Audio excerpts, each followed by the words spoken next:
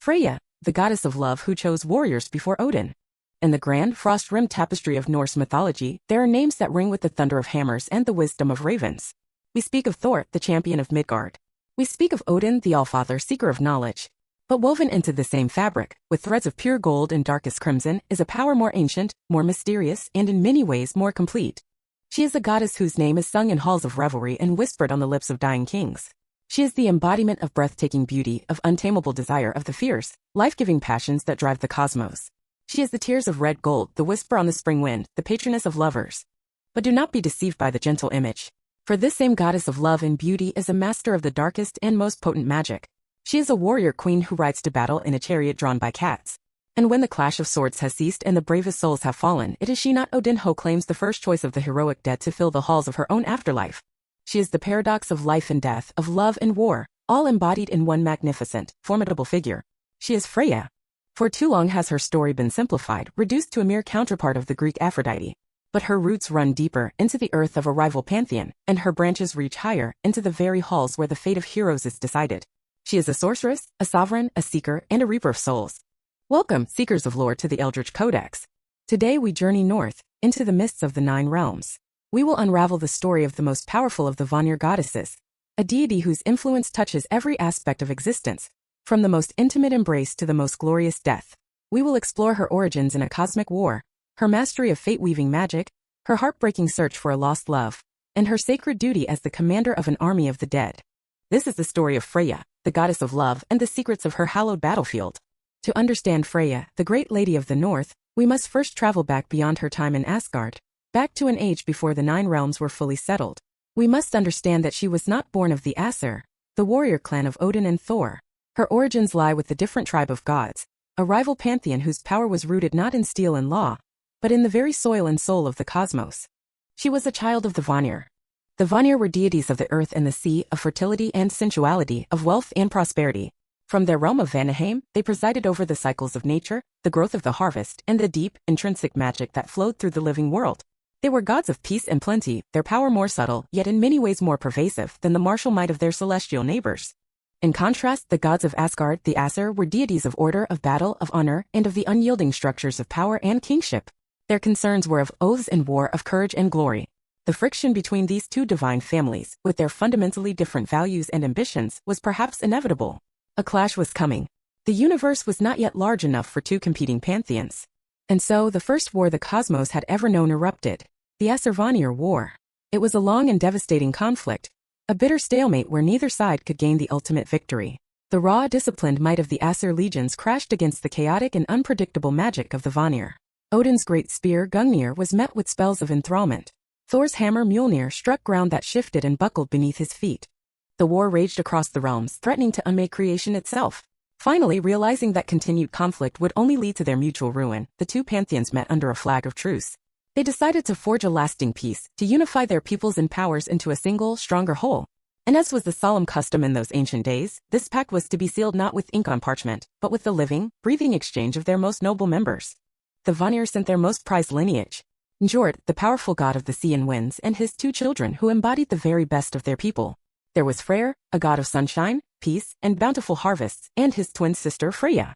The Aesir in turn sent Odin's own brother, the god Honir, a handsome but notoriously indecisive figure, and to be his counsel, they sent the wisest being in all creation, the head of Mimir. This sacred exchange was meant to forge a lasting peace, to mingle the divine bloodlines and ensure cooperation. But for Freya it meant leaving her golden homeland of Vanaheim behind forever. She was to be a permanent guest, a noble hostage in the stern stone fortress of her former enemies. But Freya arrived in Asgard as no mere political pawn. She was not a prize of war to be displayed. She was the bearer of a power the Aesir desperately coveted but did not truly understand. She was the foremost practitioner, the greatest living master, of the art known as Seidr. Seidr was the unique and formidable magic of the Vanir. It was a shamanistic art, a practice of divination and manipulation of fate itself. A master of Seidr could commune with the spirits of the dead, see into the future, influence the minds of others, and metaphorically weave and unweave the very threads of destiny. In the martial and patriarchal society of the Aesir, it was often considered an unmanly art, a practice of a different and almost dangerously fluid power. For a male god to practice it was to risk the accusation of being urgimanly or effeminate. Yet, the Allfather Odin, in his relentless, unquenchable thirst for knowledge and power, cared little for such taboos. He saw in Freya not a hostage but an opportunity. He recognized that her mastery of cedar was a weapon more potent than any sword, a form of wisdom more profound than any he possessed. And so in a stunning reversal of roles, the hostage became the master. The war bride became the teacher. The great king of Asgard, the allfather of the Aesir, the seeker of the runes and the lord of the gallows, humbled himself. He sat as a student at the feet of the Vanir goddess, Freya, and it was she who initiated him into the deepest mysteries of cedar. Let the weight of this moment settle. The chief of the Aesir gods in his own great hall learned his most profound magic from a goddess of a rival tribe, a woman who had come to Asgard as the guarantee of peace. Through this singular act, Freya was not merely integrated into the Aesir pantheon. She became one of its central and most indispensable pillars. She was granted a seat among the highest of the gods, her power acknowledged, her wisdom sought, her authority unquestioned. Her origin as a Vanir hostage is the fundamental key to her entire character. It explains the dualities that define her. She is forever both an insider and an outsider, a goddess of peace and fertility who understands the grim calculus of war, a mistress of fate-weaving magic who lives among gods of unbending law. She is the living bridge between two worlds, and her story is the story of balancing these powerful, often contradictory, cosmic forces within one magnificent being. Having secured her place as a teacher of gods, Freya's influence in Asgard blossomed. She became the living embodiment of all the vital forces the Vanir represented: breathtaking beauty, irrepressible love, glittering wealth, and raw, untamed desire. But we must be precise. Her concept of desire was not the gentle blush of a maiden or the passive hope of a supplicant. It was a fierce, commanding, and creative force of nature. Freya was the goddess of passionate, unapologetic wanting, and she was utterly unafraid to pursue the objects of her desire, no matter the price. No story illustrates this fundamental aspect of her character more vividly, or more controversially, than the tale of her most famous and treasured possession, the necklace known as the Brisingamen. Deep in the stony heart of the earth, in the subterranean realm of Svartalfheim, there lived four master dwarfsmiths, brothers of legendary skill. Their names were Alfred, Dvalin, Berling, and Grur. They were artists of metal and stone, their creations coveted by gods and giants alike. One day Freya, in her restless wanderings, was drawn by the ringing of their hammers and the glow of their forge. She entered their cavern, and there upon their anvil she saw them putting the finishing touches on a masterpiece. It was a necklace, a torque, of such sublime and breathtaking beauty it seemed to capture the light of distant stars and the molten fire of the earth's core.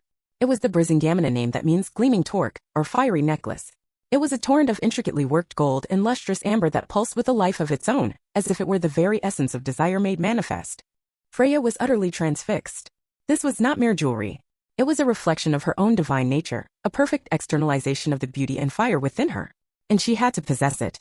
She approached the four brothers. She offered them silver. She offered them gold. She offered them mountains of treasure from her own vast stores, any price they could name. But the dwarves, creators of priceless things, were immune to her wealth. They shook their bearded heads. The Brisingamen was their greatest work. It was not for sale. But they added, looking upon the radiant goddess with their own ancient desires, they would give it to her. For a price of a different sort. The price they named was not of treasure but of intimacy. The necklace would be hers if she agreed to spend one night with each of them. 4 nights in their cavern for the ultimate prize. Here, the modern mind may recoil, conditioned to see such a bargain through a lens of exploitation. But to do so is to misunderstand the very nature of Freya in the context of her own mythology. This was not a story of victimhood. It was a story of sovereign agency. Freya, the goddess whose domain is desire, looked upon the ultimate object of her desire and weighed the cost. In her eyes, this was a transaction, a worthy exchange for a piece of creation that resonated with her soul. She agreed to their terms. She spent 4 days and 4 nights in the subterranean home of the dwarves. And when she emerged back into the light of the realms, the magnificent, blazing Brisingamen was clasped around her neck.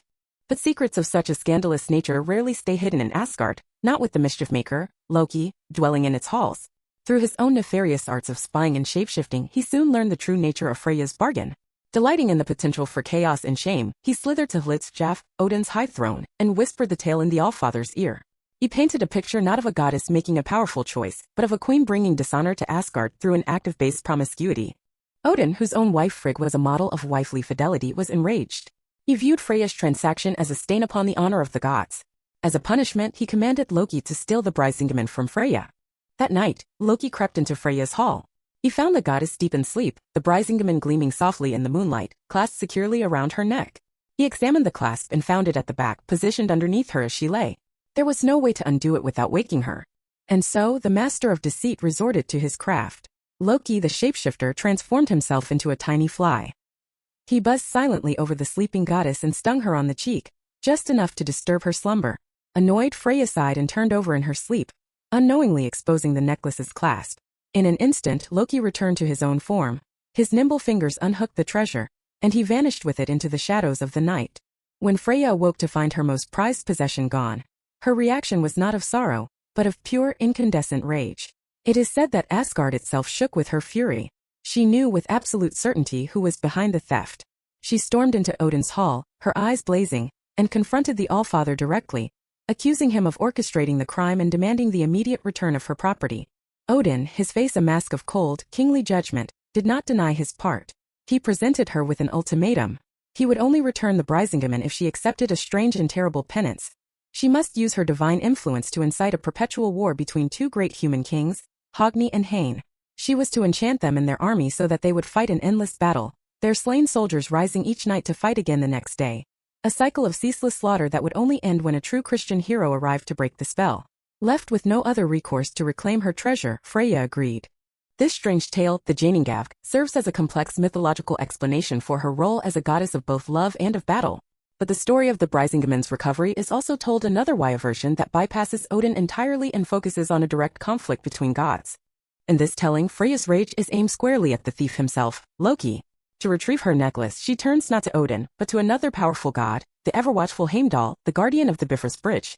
Heimdall, whose sight could pierce the veil of distance and deception, located the fleeing Loki who had taken refuge at a place called Singastein by the sea. What followed was a primeval shape-shifting duel of titans. To guard his prize, Loki transformed himself into a sleek, powerful seal. Not to be outdone, Heimdall, the white god, also took the form of a seal. They battled amidst the crashing waves and the sharp rocks of the shore, a chaotic struggle of divine power over the goddess's treasure. In the end, Heimdall's strength and resolve proved greater. He defeated the trickster and wrested the Brisingamen from him. The necklace was returned to its rightful owner. The tale of the Brisingamen is absolutely central to the identity of Freya. The necklace is not mere adornment. It is a symbol of her dominion over the primal forces of beauty, wealth, and desire. The saga of its acquisition and its recovery reveals her core attributes: her fierce and sovereign agency, her unapologetic pursuit of her goals, her formidable and terrifying rage when wronged, and the powerful alliances she commands. It cements her status as a goddess who will not be shamed, who will not be controlled, and who will never ever relinquish that which is hers. Yet, within this formidable goddess of intoxicating power and unbending will, there resides a core of profound and eternal sorrow. The mistress of desire who could command the affections of any god, giant, or mortal she wished, was herself subject to the sharpest pains of love and loss. It is this vulnerability that adds a tragic, deeply humanizing depth to her divine character. This sorrow is born from the mysterious absence of her husband, the enigmatic god known as Ar. The ancient texts, particularly the works of the Icelandic scholar Snorri Sturluson, tell us that Freya was married. Her husband was a god named Ar.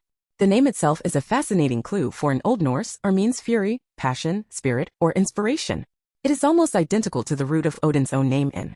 This linguistic echo has led many scholars to believe that Ar and Odin may, in fact, be two aspects of the same deity, representing Odin in his wandering, shamanistic form. But in the context of Freya's personal myths, he is presented as a separate figure, her beloved, her consort, the object of her truest and most complete affection. And he was a wanderer. For reasons the lore never fully explains, Ar was possessed by an insatiable wanderlust. He would often leave Freya and their two daughters, Nas and Gersemi, to embark on long, perilous journeys to the far-flung, unknown corners of the Nine Realms. During his absences, Freya, the goddess who embodied desire, was consumed by the pain of it. The emptiness he left behind was a void she could not bear. And so the most desired goddess in the cosmos, the Lady of the Vanir, would set aside her queenly duties and begin her own desperate quest. She would don her most magical possession, a cloak of falcon feathers, a Volshimmer, which granted her the power of flight and the ability to travel between the worlds. And she would set out to find her lost love. Her search was relentless and all-consuming. She flew over the lands of mortals and the echoing halls of the giants. She soared through the frozen wastes of Niflheim and the sun-scorched deserts of Muspelheim. She journeyed through all the worlds, and in every place she landed, she took on a new name, a new guise, asking every being she met, from kings to commoners, from elves to dwarfs, if they had seen her husband, if they had any news of the wandering Ar. And as she flew, as she searched, as she yearned, she wept. Her sorrow was so pure, her love so potent, that her tears themselves became things of magic and value. When her tears fell upon the hard stone in the dark soil of the earth, they solidified into the purest, reddest gold. The Norse people saw all gold as the crystallized grief of their goddess. And when her tears fell from the sky into the cold, churning waters of the sea, they did not dissolve. They hardened into translucent, golden gems, what we know today as amber. The Norse called it Freya's tears, a beautiful, sorrowful treasure washed ashore, a constant reminder of their goddess's eternal heartache. This aspect of Freya is absolutely crucial to understanding her complexity. It shows that the goddess of love is not an aloof, untouchable force, but one who fully understands its pains. She who inspires such overwhelming passion in others is herself ruled by it. Her endless search for our establishes her as a patroness not only of joyous, consummated love, but also of love that is unrequited, of longing, of absence, and of the enduring, often painful, hope for reunion. It also gives us the origin of her many names, her Haiti. In her travels among foreign peoples, she was known by different titles, each one a mask she wore, a different facet of her being revealed to those she encountered on her sorrowful quest. She was known as Martel, the shining one of the sea, likely from the amber found on the shores. She was Horn, a name related to flax, tying her to her role in fertility and textiles. She was Jeff, the giver, a nod to her generosity and the wealth she embodied. And she was Seer, the sow, a title that seems strange to us, but in the Norse world was a powerful and sacred symbol of fertility and abundance. The story of our presents us with a Freya who is not just a commanding queen of magic, not just the fiery goddess of the Brisingamen. It reveals the weeping goddess, the faithful wife, the eternal wanderer. Her golden tears scattered across the earth and sea are a constant testament that even for the most powerful and desired of all beings, love is the ultimate, most precious treasure, and its absence is the universe's most profound and beautiful sorrow. It is here, on the blood-soaked earth of the battlefield, that we must confront the most profound, the most misunderstood, and perhaps the most significant aspect of Freya's power. It is here that the gentle image of a weeping love goddess is shattered and reforged in the fires of war. For Freya is not only a mistress of passion and a weaver of magic, she is a chooser of the slain, a formidable goddess of war, and the sovereign ruler of her own hallowed realm of the afterlife, a realm that rivals Odin's own. When a brave warrior falls in battle in the Norse world, their soul is not left to wander. They are chosen. Their glorious death earns them a place in eternity. We are all familiar with the grand saga of Odin's great hall, Valhalla, the Hall of the Slain, where his choosers of the dead, the Valkyries, carry the spirits of heroic warriors. These warriors, the Einherjar, are destined to feast, fight, and train until they are called upon to march beside the All-Father at Ragnarok. But Valhalla is only half of the story, and it is not even the first half. The ancient poetic Edda, specifically in the poem Grimnismal, tells us something astonishing, a detail that fundamentally alters the hierarchy of the Norse afterlife. Before a single Valkyrie can claim a soul for Odin, Freya exercises her sacred right. For she has a pact, an ancient agreement with the All-Father himself, likely forged when she first came to Asgard. The pact is this: of all the warriors who die gloriously in battle, Freya receives the first choice. She claims one half of the chosen slay the vow for herself. Let that truth settle in its full staggering weight. The goddess of love, beauty, and fertility gets first pick of the fallen heroes. Odin, the All-Father, god of war and kings, receives the second half. These warriors chosen by Freya are not taken to Valhalla. They are escorted by Valkyries to Freya's own realm within the celestial fortress of Asgard. Her domain is known as Folkvangr, name that translates to the field of the people, or more pointedly, the field of the army. And within this field stands her great hall, the magnificent Sessrumnir. The descriptions we have of Folkvangr paint a different picture from the purely martial world of Valhalla. While Valhalla is explicitly a hall for the Einherjar, an army training for a single, apocalyptic battle, Folkvangr seems to be something more. Snorri tells us that whosoever comes to Freya, there are fine dwellings there. This suggests a complete afterlife, a community, perhaps even a new home for her chosen champions. It is a place of honor ruled by a powerful and respected queen. Why does she claim these warriors? Why does she need an army? The lore is not explicit, leaving us with powerful and tantalizing implications. Perhaps her purpose is different from Odin's. While the Einherjar are destined to fight and die alongside the Aesir gods at Ragnarok, Freya's ultimate allegiance as a Vanir may be more nuanced. Perhaps her army is a safeguard for something else. The preservation of life, magic, and civilization itself. A force intended not merely to fight in the final battle, but to ensure the world's rebirth after it. This role fundamentally redefines Freya and our understanding of her. She is not a passive goddess of abstract concepts. She is an active and decisive participant in the warrior's ultimate fate. This makes her, in essence, the very first Valkyrie, the queen of the choosers of the slain, to whom all others must defer. Her interest in humanity is therefore complete. It spans the entire cycle of existence. She is there at the moment of conception, a goddess of fertility. She is there in the throes of passion, a goddess of love. And she is there on the field of battle, a goddess of war, to claim the courageous dead. To be chosen by Freya was not a lesser honor than to be chosen by Odin. It was arguably a greater one, for she had the first and most prestigious right of refusal. She is the goddess a warrior might pray to for success in love, and the very same deity who might claim his soul from the blood-soaked ground moments later. In Freya, the Norse worldview of a unified existence is perfectly encapsulated. Life and death, love and war are not separate opposites to be feared. They are two sides of the same sacred, unending cycle, and she, in her magnificent complexity, presides over them both. Freya's immense power was not always wielded on the cosmic stage of war and divine politics. She was also a hands-on deity, a cunning and fiercely loyal patroness who directly intervened in the lives of her favored mortals. She did not simply accept their worship from afar. She invested in their success, using her formidable intellect and magical prowess to champion their causes. We are given a powerful and detailed glimpse into this role in one of the lesser-known but deeply revealing poems of the poetic Edda, the Hyndlulge or the Lay of Hyndla. The poem centers on one of Freya's most devoted human followers, a hero named Otter. This Otter had entered into a high-stakes wager with the king named Angantyr. The wager concerned their ancestry. To claim a great inheritance, Otter needed to prove that his bloodline was the nobler of the two. The problem was Otter did not know his full lineage, a complex web of names stretching back through the heroic ages. In desperation, he built an altar of stones and made a great sacrifice, praying to his patron goddess, Freya, for aid. Freya, ever attentive to her devoted followers, heard his prayer and appeared before him. She looked upon Otter with affection and agreed to help him win his wager. But his quest for knowledge required a journey into the dangerous world of the giants, and for this, a clever disguise was needed. With the touch of Vanir magic, she disguised her champion. She transformed Otter into a magnificent boar, Hildisvinir battleswine, whose golden bristles shone in the dark. This transformation served a dual purpose. It would allow them to travel into the giant lands without Otter being immediately recognized and killed, and it subtly elevated him, associating him with the creature sacred to both Freya and her brother Freyr, a powerful symbol of war and fertility. Now, with her mortal champion disguised as her mount, Freya set out on their quest. She rode the golden boar across the realms, traveling to the dark and perilous world of the giants, to the frozen cave of a particularly ancient and knowledgeable giantess, a seeress named Hyndla. Freya knew that Hyndla, whose name means little she-dog, possessed the encyclopedic knowledge of ancient bloodlines that Otter required. But she also knew that the giantess was ill-tempered, reclusive, and hostile to the gods of Asgard. She would not part with her secrets willingly. A battle of wits was about to unfold. Freya hailed the giantess, calling her from the cave. "Wake up, maid of maids. Wake up, my friend, Hyndla, you who sleep in your rock cave." Hyndla emerges, depicted as a fearsome, ancient crone.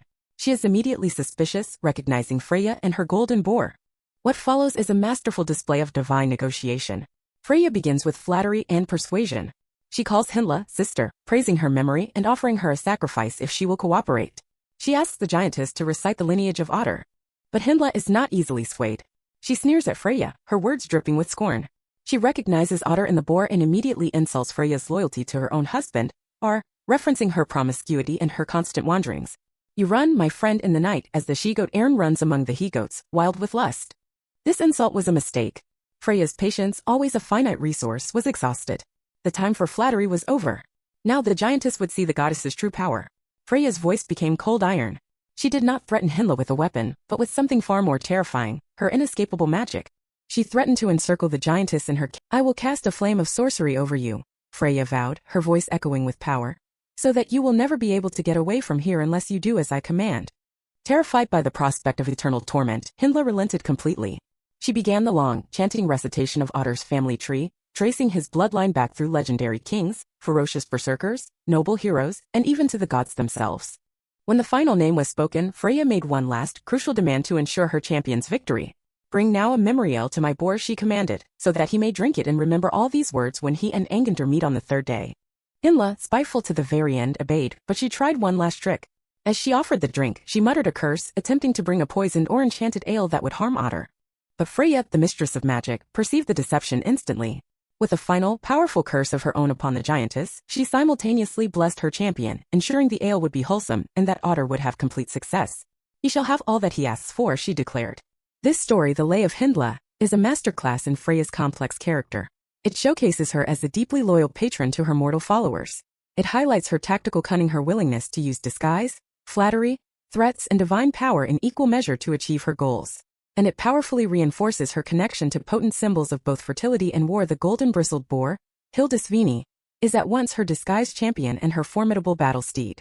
Freya is a goddess who plays the long game, a divine strategist who will move the pieces of the cosmos itself to ensure victory for those she has chosen to protect. And so, after all the tales of love and war, of magic and desire, we come inevitably to the end of all things, the great unraveling, the twilight of the gods, Ragnarok. This is the final, prophesied battle where the cosmos will be unmade and remade, where the oaths that bind the 9 realms will break, where gods will fight their monstrous kindred, and where the great champions of Valhalla will march forth from its 540 gates to meet their glorious, preordained doom alongside their king, Odin the All-Father. But what of Freya? What is the fate of the most powerful of the Vanir, the Lady of the Slain, the Queen of Folkvangr, the Mistress of Cedar? The ancient texts, the Voluspa and the Eddas, are chillingly specific about the fates of the great Aesir gods. We are told that Odin will be the first to fall, devoured whole by the ravenous wolf Fenrir. We know that Thor will slay the world serpent, only to take 9 staggering steps before succumbing to its venom. We know that Freya's own beloved brother, Freyr, having once traded his self-fighting sword for the love of a giantess, will fall before the flaming blade of Surtur, the leader of the fire giants from Muspelheim. The fates of the male gods, the great warriors of the Aesir, are written in stone. Their deaths are glorious, tragic, and certain. But of Freya, the lore falls into a deep and haunting silence. Nowhere in the surviving text is Freya's death explicitly recorded. There is no prophecy of a great beast that will swallow her. No fated duel with a cosmic foe. In the final roll call of the divine dead, her name is conspicuously absent. This silence is not an oversight. It is in itself profoundly meaningful, a deliberate ambiguity that has led to centuries of scholarly debate and powerful interpretation. Does she fight in the final battle? It is almost certain she does. A formidable war goddess, the commander of her own army of chosen heroes, would not stand idle as the 9 realms burn. She is a Vanir, yes, but Asgard has been her home for ages. It is inconceivable that she would not lead the forces of Folkvanger into the fray, perhaps to defend what remains of Vanaheim, or to fight on a forgotten front of the great battlefield, a chapter of the saga that the surviving poems simply do not record. Or perhaps her role in the twilight of the gods is something else entirely, something uniquely suited to her Vanir nature.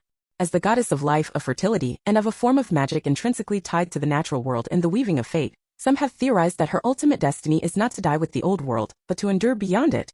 She may be one of the few divine powers, along with the handful of the gods' children like Vali and Vidar and Bald returning from hell, who are destined to survive the destruction. Her purpose may not be to win the battle, which the prophecies imply is unwinnable, but to oversee the rebirth of the new world that will emerge from the waters once the fire and flood have subsided. Think of it. While Odin, the god of order and war, meticulously prepared for a glorious death, Freya, the goddess of life and fate, may have been preparing for the continuation of life itself. Her army from Folkvanger, her chosen half of the slain, might not have been a force meant to win the final war, but a sacred Trustan army of souls meant to protect the seeds of the next creation. This ambiguity is perhaps Freya's greatest and most powerful legacy. While the Aesir gods of war and unbending law meet their spectacular, preordained ends, Freya, the Vanir goddess of life, magic and cyclical nature, remains an enigma. Her fate is unwritten, a powerful suggestion that the forces she represents, love, desire, life, magic, and even the cycle of noble death, do not truly have an end. They are not linear. They are cyclical. They endure beyond the clash of armies and the fall of pantheons. Freya, in the end, may represent the eternal promise of the North, that even after the most devastating twilight, even after the Götterdämmerung, there will always be a new dawn. So we emerge from the mists of the North, our understanding of Freya forever changed. She is far more than a simple goddess of love. She is a magnificent, intricate tapestry of seeming contradictions, a being who embodies the full, untamed spectrum of existence. She is the golden tear of sorrow and the blazing Brisingamen of desire. She is the magic that weaves the future and the queen who claims the past. She is the patroness of lovers in the bedroom and the commander of heroes on the battlefield. She is the first breath of life and the glorious, final breath of the fallen warrior. To understand Freya is to understand the heart of the Norse worldview itself, that beauty is not weakness, that desire is a powerful creative force, that love and loss are inseparable.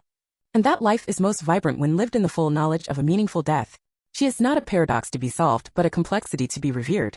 A goddess whose power is so profound because she refuses to be just one thing. She is everything.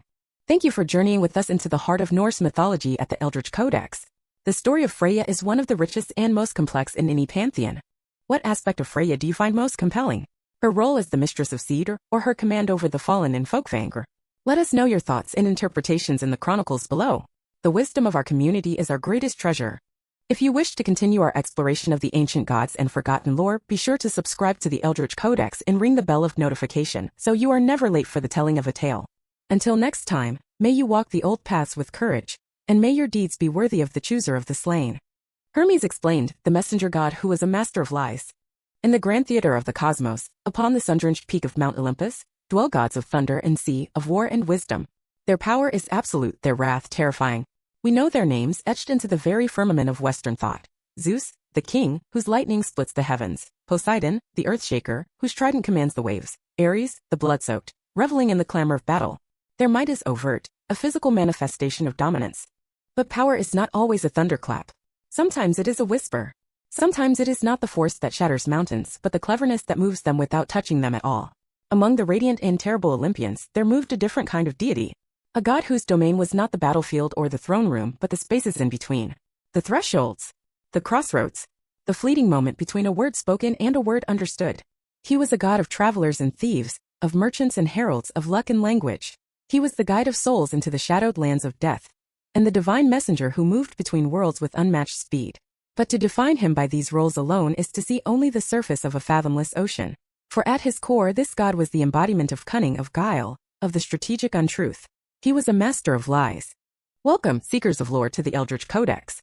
Today we unravel the myth of the most complex, charming, and dangerously clever of all the Olympians. Today we explain Hermes. In the Chronicle of the Gods, a birth is never a simple event.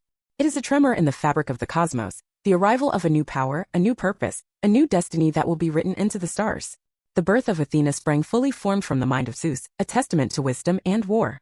The birth of Apollo and Artemis brought light and the hunt into the world, heralded by the cries of their Titan mother Leto. These were arrivals of overt power, their nature declared for all to see. But our story begins not on a sunlit peak, nor in a golden hall. It begins in secret, in the cool deep shadows of a cave nestled high upon Mount Cyllene in Arcadia. This was the dwelling of Maia, a nymph of breathtaking beauty and quiet disposition. She was one of the 7 Pleiades, a daughter of the Titan Atlas who held the heavens upon his shoulders. While her sisters danced in the celestial court, Maia sought solace in the earth, far from the intrigues and jealousies of Olympus. It was to this sacred seclusion that the king of gods, the great and amorous Zeus, would come. Under the cloak of deepest night, when the ever-watchful eyes of his queen Hera were turned elsewhere, he would lie with the gentle nymph. Their union was a secret whispered only to the wind and the ancient stones of the mountain. And from this clandestine love, a new and wholly different kind of god was conceived, a power born not of the throne room, but of the threshold. As the very first fingers of dawn stretched across the sky, painting the horizon in hues of rose and pearl, Maia gave birth to a son. His limbs were perfect, his eyes bright with an intelligence that seemed far older than his hours. She named him Hermes. Exhausted from her labor, she performed the tender rituals of a new mother. She wrapped the infant in pristine white swaddling bands, woven with sacred prayers, and laid him in a lichnon, a cradle fashioned from wicker, which also served as a winnowing fan used to separate wheat from chaff, a fitting, symbolic resting place for a god who would spend his life separating truth from falsehood, order from chaos. With her duties done, the weary nymph surrendered to a profound sleep. But this child was not destined for a peaceful infancy. The divine ichor that coursed through his veins, a potent fusion of Zeus's supreme authority and Maia's wild telluric nature, pulsed with an uncontainable and precocious energy. The cradle became a cage, the swaddling bands an intolerable prison. While his mother slept, a miracle occurred. The infant grew with supernatural speed, his mind expanding as rapidly as his limbs. Mere moments after his birth, he was no longer a helpless babe. He flexed, he strained, and with a silent, determined effort, he slipped free from his linen bonds. He stood, perfectly balanced, and surveyed the dim light of the cave. An immense boredom, a cosmic ennui, had already settled upon him. His gaze, sharp and appraising, fell upon the world outside the grotto. A craving stirred within him, a primal urge that was not for his mother's milk or the warmth of the hearth. It was a hunger for experience, for adventure, and more immediately, for the rich, savory taste of roasted meat. And with that hunger, a plan began to form, a scheme of such breathtaking audacity, of such intricate and glorious deception, that it would serve as the opening statement of his divine career.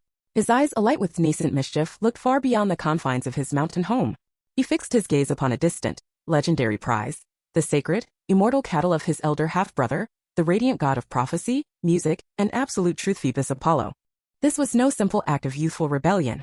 This was a calculated gambit for power. For a newborn and unacknowledged son of a minor nymph to steal from one of the most revered and formidable of all Olympians was an act of supreme arrogance. It was a heist designed to announce his arrival, to force the pantheon to recognize his existence, to carve out a domain for himself not through inheritance, but through sheer, unadulterated cunning. With steps as light and silent as falling leaves, the infant god ventured out into the world. His first act was one of immediate, startling invention. On his path he encountered a tortoise, lumbering slowly through the grass. Where another might see only a simple creature, Hermes saw potential. He saw an instrument. With a swift, almost cruel efficiency, he seized the tortoise, scooped its flesh from its carapace, and gazed upon the hollow shell. It was a perfect soundbox. He did not discard the creature's life without purpose. From the entrails of a sacrificed sheep he found nearby, he stretched 7 strings across the resonant cavity, fastening them to horns. He plucked a string. A note of clear, piercing beauty sang out into the morning air. In that moment, from an act of pragmatic violence, he had created the Lyrith first-stringed instrument, an object of sublime art. It was a pattern he would repeat for eternity. From chaos, craft, from cunning, culture. Clutching his new invention, he continued his journey, his mind alight with his grand design. He traveled to the Pyrenean Mountains, the verdant pastures where Apollo's magnificent herd grazed. These were no ordinary beasts, they were divine, their hides gleaming, their breath sweet. Hermes selected the 50 finest specimens. And now he executed the masterstroke of his deception, a trick that revealed the fundamental nature of his mind. He knew that Apollo the Farseer, the god who misses nothing, would inevitably seek his lost property. A simple trail of hoofprints would be a clear confession. So Hermes did not try to hide the tracks, he made them lie. He forced the 50 cattle to walk backward, their heads facing him as he drove them away from their pasture. To any observer, the tracks would suggest that a herd had arrived at the field, not departed from it. To further confound his pursuer, he addressed the problem of his own footprints. He wove for himself a pair of strange, oversized sandals from the springy branches of tamarisk and myrtle trees. These bizarre implements obscured the shape of his tiny, divine feet, leaving behind bizarre scuffs and marks in the dustprints that belonged to no known creature, man, or god. He was not merely covering his trail, he was actively creating a false narrative in the very soil, a lie written on the face of the earth for the God of truth to read and be baffled by. Under the silvery light of the moon, the day-old infant herded a divine flock across the breadth of Greece. He was a phantom, a whisper of motion in the night. He drove the cattle all the way to a meadow by the river Alpheus near Pylos. There, he revealed the true depth of his ambition. He penned the cattle in a cave, and then dragged 2 of them out for a sacrifice. But to whom did he offer this sacrifice? In a move of profound theological arrogance, he divided the offering into 12 equal portions, one for each of the great Olympian gods. And he, the newborn thief, counted himself as the 12th. It was an act of self-deification, a claim to a seat at the celestial table before he had even been formally introduced. After he had feasted, he meticulously destroyed the evidence of his sacrifice. He burned the remains and ground the ashes, leaving nothing. He cast his branch-woven sandals into the river. His work complete, he traveled with supernatural speed back to his own cave on Mount Cyllene.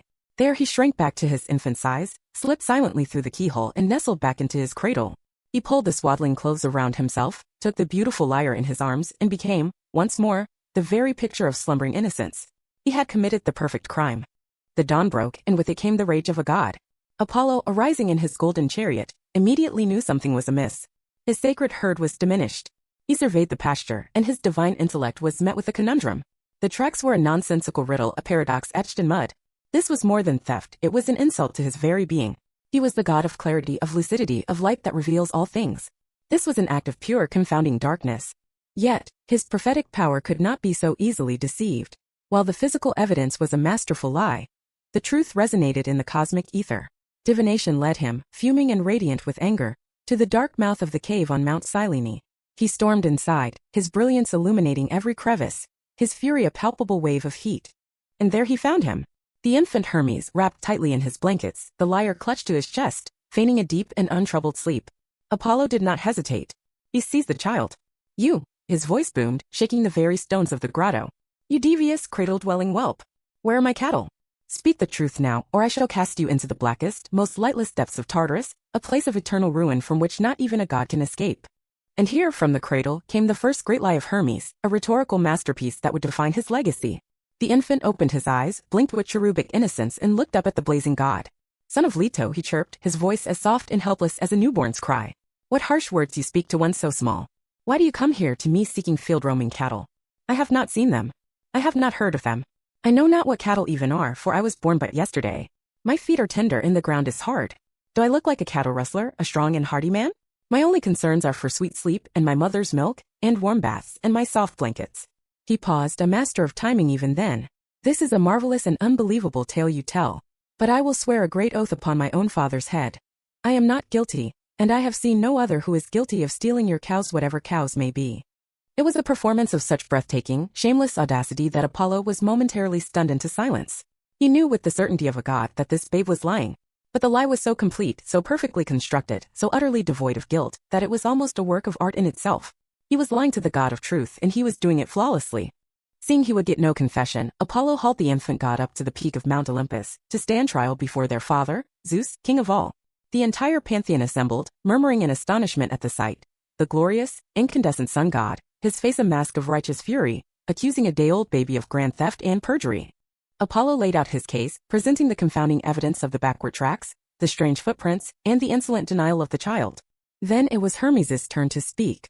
He stood before the immense throne of Zeus, a tiny figure in a vast and glittering hall. He repeated his defense, embellishing it with touches of theatrical pathos, wrapping himself in his swaddling clothes as if for protection. He was just a baby, he whimpered. He revered his mighty father Zeus. He respected his glorious elder brother Apollo. How could such a powerful god make such a wild accusation against him? Zeus, the cloud gatherer who sees all and knows all, looked down from his throne at his youngest son. He was not angry. He was not disappointed. He was utterly, profoundly delighted. A great laugh burst from his chest, a laugh that echoed like thunder through the celestial halls. In this tiny, devious, and impossibly clever child, he saw a reflection of his own cunning nature. He saw a mind that moved with the speed of lightning. He saw a god who would be of immense, incalculable use, a son who would rule not with brawn, but with a silver tongue and a brilliant mind. Zeus's judgment was swift. He did not punish Hermes. Instead, with a booming laugh still on his lips, he commanded the boy to cease his lies and lead Apollo to the place where the cattle were hidden. The verdict was not one of guilt or innocence, but a recognition of a new power and the establishment of a new order. Reconciled by their father's will, the two half-brothers descended from Olympus. As they journeyed to Pylos, Apollo's anger still simmered. It was then that Hermes, the master negotiator, played his final card. He picked up the tortoise-shell lyre. He began to play. The music that flowed from the instrument was nothing short of divine. It was a sound of such heartbreaking, celestial beauty that it enchanted the very air. The song told of the genesis of the cosmos, of the loves of the gods, of the unshakable order of all things. Apollo, the god of music himself, the master of the golden cithara, stood utterly transfixed. All his remaining rage dissolved like mist in the morning sun, replaced by an overwhelming awe and a deep, burning desire for the instrument. "You trickster," Apollo said, his voice now soft with wonder, no longer with wrath. "You bargainer. This song you play. This art is worth 50 cattle." And Hermes, ever the opportunist, saw his victory. "If it pleases you, son of Leto, then it is yours," he said smoothly, his voice mature beyond his age. "I see you are a master of the arts. You will bring glory to this instrument. Take it, and in return perhaps you will grant me your friendship and goodwill." A bargain was struck on that hillside. Apollo, ecstatic, took the lyre, which would become one of his most famous symbols. In exchange, he gave Hermes the very cattle he had stolen, and as a sign of his favor, he also gave him his shining, golden whip, making the young god the new patron of herdsmen and shepherds. He swore a solemn oath of eternal friendship and alliance. He then gave Hermes dominion over lesser forms of divination and named him his official herald and messenger. In the space of a single day, Hermes had been born, invented a musical instrument, committed a divine heist, lied flawlessly to the god of truth, stood trial before the king of the universe, and negotiated his crime into a position of immense power, respect, and prestige within the Olympian hierarchy. He had not been given his domain. He had stolen it. He had not been granted his honor. He had earned it, through a symphony of deception and a song of pure beauty. He was no longer just the secret son of a reclusive nymph. He was Hermes, the divine trickster, the god of bargains, the master of the threshold. And his legend, born in a lie, had only just begun. The audacious theft of Apollo's cattle was not an isolated act of youthful mischief. It was the overture to a long and illustrious career. It was a declaration of purpose, a cosmic thesis on a new form of power. Having established his genius for guile, Hermes would not be left to languish in the obscurity of his Arcadian cave. His father, Zeus, the king of gods, had witnessed his son's prodigious talent and saw in him not a liability, but an asset of unparalleled value. For in the celestial court, rife with pride, passion, and brute force, the rapier wit of a master deceiver was a weapon more potent than any thunderbolt. Hermes was to become Olympus's chief problem-solver, its premier spy, its indispensable agent of subterfuge. Where other gods saw an impassable obstacle, Hermes saw a puzzle to be unlocked with the silver key of rhetoric. Where they saw a need for overwhelming force, he perceived a delicate opportunity for subtle manipulation. His lies were not born of malice, but of a profound pragmatic understanding of the universe. They were tools forged in the fires of his intellect, as sharp and effective as Hephaestus's hammer or Ares's blood-soaked spear. And Zeus, his amused and appreciative father, would call upon this unique and deadly skill set time and time again. No tale better demonstrates this aspect of his character, his role as the divine architect of deception, than the grim and chilling story of Argus Panoptes. Argus, the all-seeing. Our story begins, as so many Greek tragedies and divine complications do, with the insatiable desires of Zeus. The lord of Olympus had cast his gaze upon a mortal woman of exquisite beauty, a priestess of his own queen named Io. She served in the temple of Hera in Argos, and her devotion could not shield her from the king's attention. He pursued her relentlessly, and eventually she yielded to his divine will. But the love of Zeus is a dangerous honor, for it inevitably attracts the attention of his queen, Hera of the Golden Throne. Her jealousy was legendary, her wrath, a thing of cosmic terror. As she descended from Olympus, her suspicions aroused, Zeus knew he was about to be discovered. In a moment of panic desperation, he acted to conceal his transgression. He waved his hand, and where the beautiful priestess Io once stood, there was now a sleek, luminous, and utterly beautiful white heifer, a young cow whose eyes, deep and sorrowful, still held the spark of human consciousness. Hera arrived to find her husband standing alone in a meadow, admiring a cow. But the queen of the gods was no fool. She had reigned beside Zeus for eons. She knew the geography of his deceptions intimately. She saw the unnatural perfection of the beast, the lingering aura of divinity, and the profound sadness in its gaze. She knew. With a smile as cold and brilliant as winter frost, she employed a stratagem of her own. "My dear husband," she said, her voice dripping with false sweetness. "What a magnificent creature! Truly it is the most beautiful cow I have ever seen. You must give her to me as a gift. Surely, you would not deny your loving wife such a small token." Zeus was caught in a snare of his own making. To refuse would be an open admission of guilt, an act that would ignite Hera's full and terrible fury. To agree was to condemn his lover to a fate of Hera's choosing. Hemmed by his own lie, he had no choice. With a heavy heart he handed over the enchanted heifer to his triumphant queen. Hera now had her prize, and she had the perfect jailer in mind to ensure it never escaped. She summoned from the primordial age a creature of absolute vigilance, Argus Panoptes. He was a giant, powerful and loyal, but his true strength lay in his unique anatomy. His entire body, from the crown of his head to the soles of his feet, was covered with 100 eyes. Argus was the ultimate watchman, a biological fortress against surprise. For at any given moment, while a pair of his eyes might close in sleep, the other 98 remained open, alert, and ever watchful. They saw in all directions, in light and in darkness. He could never be ambushed. He could never be caught unaware. Hera's command was simple. Argus was to tether the white heifer, the imprisoned Io, and guard her without a moment's rest. He was to ensure she could never escape and that Zeus could never rescue her. Io's existence became a living torment. Trapped in the body of a beast, unable to speak, she was doomed to wander the earth, forever tethered to her unblinking guardian. To compound her misery, Hera sent a vicious gadfly to sting and harass her relentlessly, driving her into maddened fits of pain and despair. She could find no peace, no respite. She was a conscious mind imprisoned in a silent, bovine form, eternally watched by 100 unblinking eyes. Zeus, watching from on high, was consumed by guilt and pity. He could not bear to see Io suffer so. But a direct confrontation with Hera was unthinkable. It would shatter the fragile peace of Olympus. Brute force was useless against a foe who could never be taken by surprise. Ares could lead an army against Argus, and every soldier would be seen. Apollo could fire his arrows from a league away, and every shaft would be spotted. This was a problem that could not be solved by might. It required a different, more insidious approach. It required an artist. He summoned his most clever son. "Hermes," Zeus commanded, his voice grave. "Your task is clear. Journey to the fields of Nemea where the giant stands his watch. You must slay the guardian, Argus, and you must free the nymph Io. Do this for me, my son, and you will have my eternal gratitude." Hermes, the god of cunning, accepted the mission without hesitation. He prepared himself, donning his famous accoutrements, the petasus, a wide-brimmed traveler's hat that could render him invisible, his golden winged sandals, the talaria, which granted him speed beyond thought, allowing him to glide across the earth like a whisper of wind, and in his hand, he carried his caduceus, the herald's staff entwined with 2 serene serpents. It was a symbol of peace and negotiation, but it also held a potent, hidden power, the ability to charm the eyes and lull mortals and gods alike into a deep, unnatural sleep. But Hermes did not approach as a warrior god, radiant and terrible. That was the path of Ares, a path doomed to spectacular failure. Instead, he chose the role of an architect, building his deception layer by careful layer. He disguised himself, cloaking his divinity under the humble guise of a simple shepherd, a rustic countryman with weathered skin and a peaceful demeanor. In his hands he carried not a sword, but a newly crafted set of shepherd's pipes, fashioned from hollow reeds. He ambled into the clearing where Argus stood guard, the great giant, a mountain of flesh and eyes, an intimidating and unsettling sight. Argus, ever vigilant, saw the shepherd approach from a great distance. "Ho, traveler," the giant's voice rumbled, a strange, discordant chorus from his many mouths. "The pasture here is good, and the shade of this olive tree is cool. Come, rest a while and share this spot with me." It was a lonely watch, and even a 100-eyed giant could grow bored. Hermes accepted the invitation. He sat down near the giant, at a non-threatening distance, and began to pass the time. He raised the reed pipes to his lips and began to play. The music that drifted through the air was not a heroic ode or frantic dance. It was a melody of profound and deliberate gentleness. It was soft, pastoral, and deeply, deeply soporific.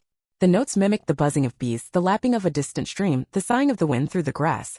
It was a melody designed to soothe, to quiet the mind, to invite repose. He played on, his tunes weaving a lazy, hypnotic spell upon the very air. Slowly, his art began to take effect. A few of Argus's many eyes began to droop. Then 10. Then 20. The giant's massive head began to nod. But Argus Panoptes was a formidable guardian. His entire being was created for this one purpose. Even as dozens of his eyes succumbed to the enchanting lullaby, many more remained wide open, steadfastly fixed on the heifer, fixed on the strange shepherd. Music alone, Hermes realized, was not enough. The giant's will was too strong. So the god of lies switched tactics, adding a second layer to his assault. He lowered his pipes and began to tell a story. He did not tell a tale of heroes and monsters, of battles and glory. He chose, with surgical precision, the most languid, meandering, and intentionally tedious tale he could conjure. He began to recount the long, drawn-out story of the god Pan and his unrequited love for the nymph Syrinx. With a voice that was a low, monotonous drone, Hermes described Pan's pursuit in excruciating detail. He spoke of every stream they crossed, every thicket they ran through.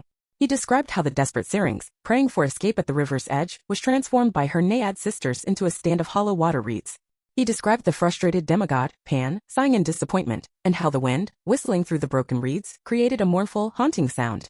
He then described, step by painstaking step, how Pan, captivated by this sound, cut the reeds into different lengths and bound them together, thus creating the very first Pan pipes. There was no tension. There was no climax. The story just went on, a river of words flowing slowly to a placid sea. It was a weaponized lullaby. It was an assassination by boredom. The effect was devastating. One by one, Argus's remaining eyes began to flutter. The giant fought against the encroaching fog of slumber, the sheer weight of the god's monotonous narrative.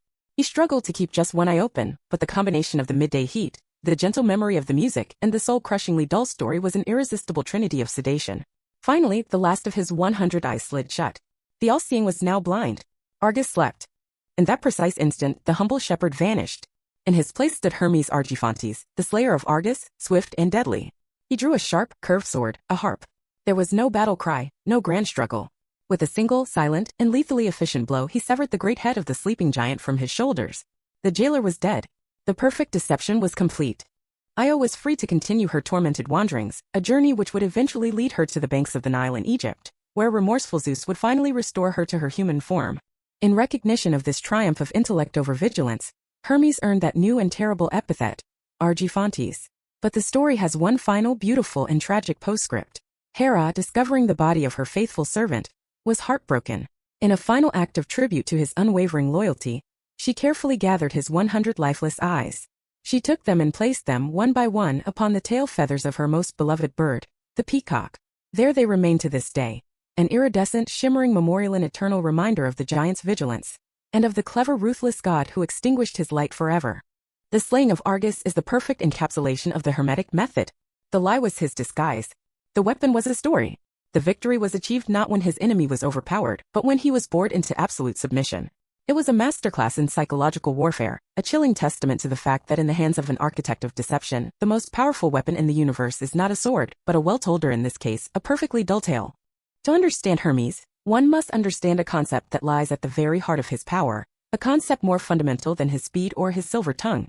This is the concept of the liminal space, the threshold, the boundary, the ambiguous zone of transition that is neither here nor there, but exists in the sacred, potent space between. Hermes' mastery of deception was not a standalone skill. It was intrinsically linked to his divine portfolio as the undisputed lord of liminality. He did not belong to any single fixed domain. He was not a god of the sky or the sea. He was the god of the horizon that separates them. He did not rule the city or the wilderness. He was the god of the gate that divides them. His true kingdom was the crossroads, the marketplace, the doorway, and most profoundly, the final, uncrossable border between the world of the living and the silent realm of the dead.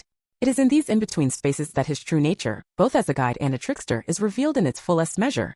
This dominion over the ultimate boundary earned him one of his most ancient and solemn titles, Hermes Psychopompous, Guide of Souls.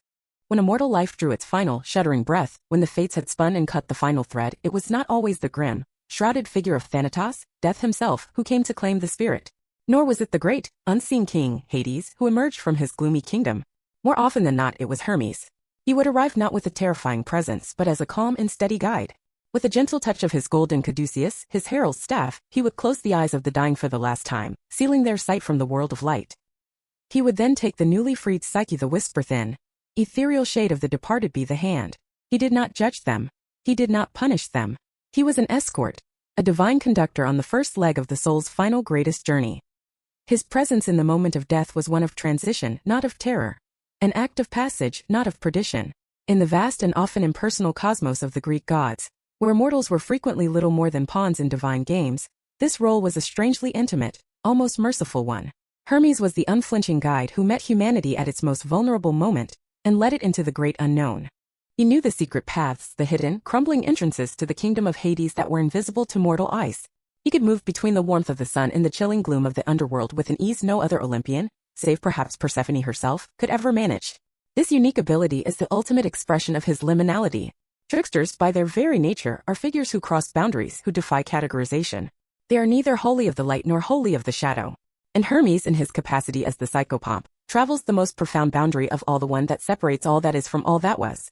He is the ferryman at the conceptual border, the one who understands that every ending is also a new beginning and that all paths, eventually, lead into a new and undiscovered country.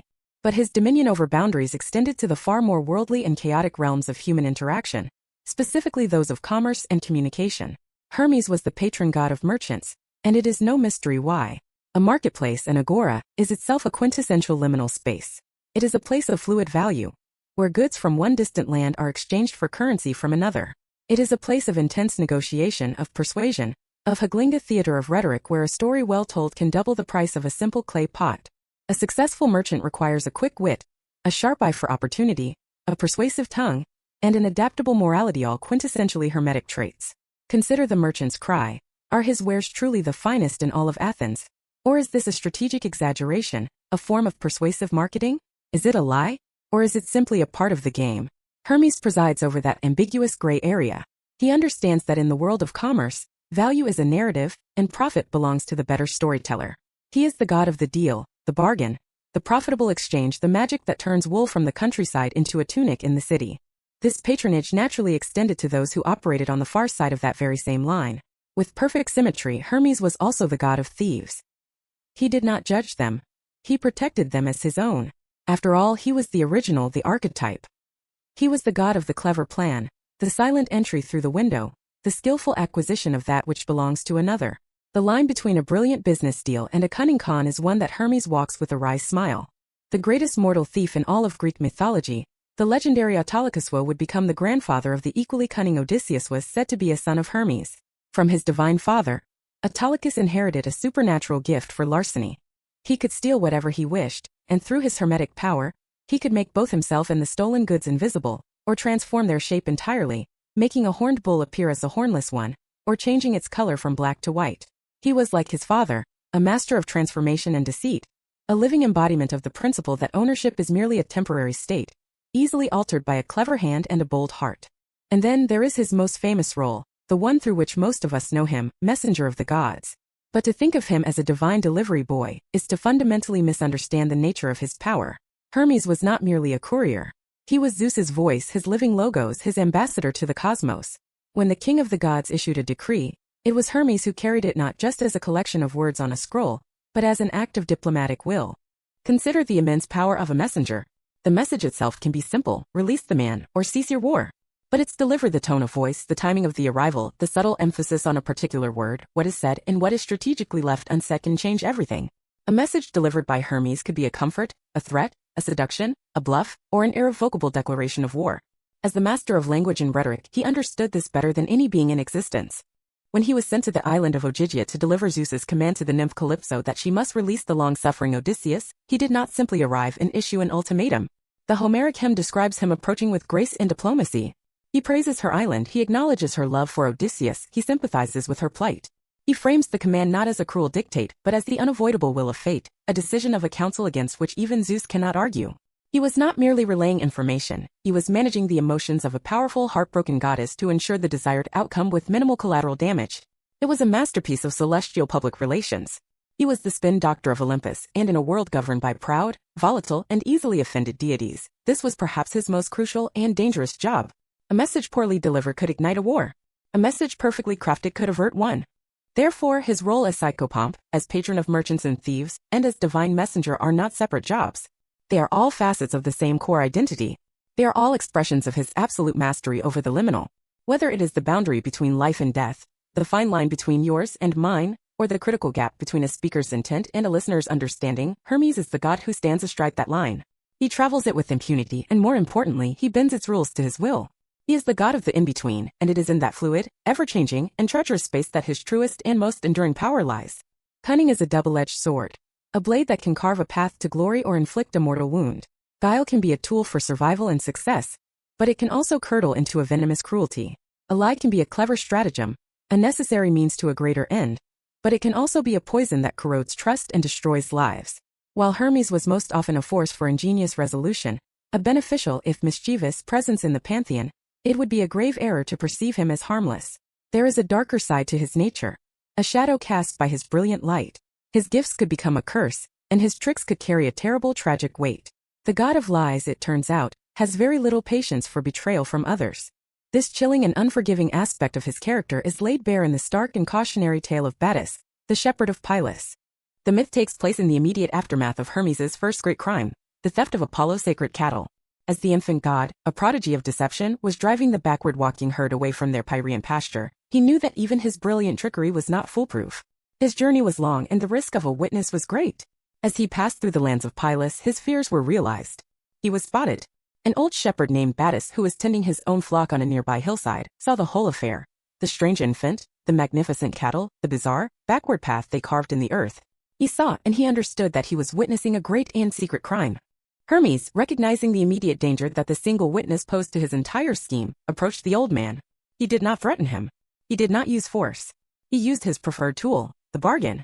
"Old friend," Hermes said, his voice imbued with a supernatural charm and persuasiveness. "You have seen what you have seen, but let it be a secret between us. If anyone should come asking about a herd of cattle passing this way, I ask you to say you have seen nothing. For your silence, for this small service, I will give you this magnificent heifer from the herd." He separated one of Apollo's finest cows and presented it to the shepherd. Battus's eyes widened, gleaming with avarice. A divine animal, a prize beyond his wildest dreams, for nothing more than a simple act of forgetting. It was a deal he could not refuse. He eagerly took the cow and gave his most solemn promise to the strange, powerful child. "Do not worry, my lord," the old shepherd swore, his voice full of feigned sincerity. He pointed to a large, gray rock that dominated the hillside. "I give you my sacred oath. Sooner shall that stone itself find a voice and speak of what I saw, than I shall ever betray your trust." Hermes appeared satisfied. He nodded and continued on his way. However, the god who was himself the master of broken rules and twisted words was not one to take a mortal's oath at face value.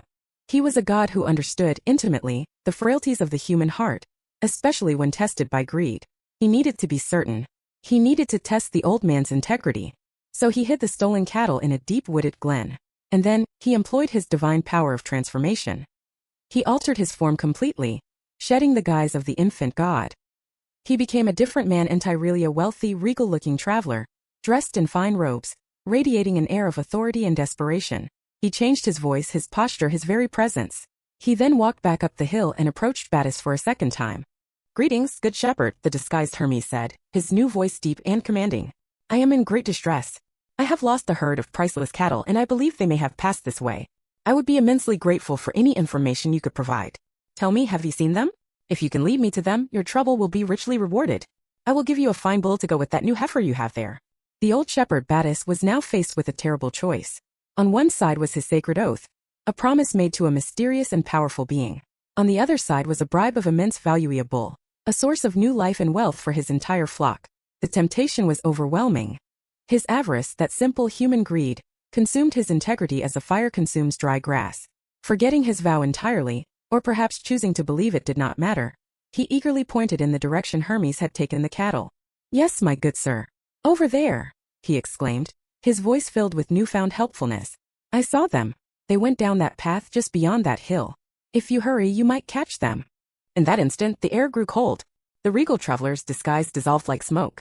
The fine robes vanished, the commanding presence evaporated, and before the terrified shepherd stood the god Hermes.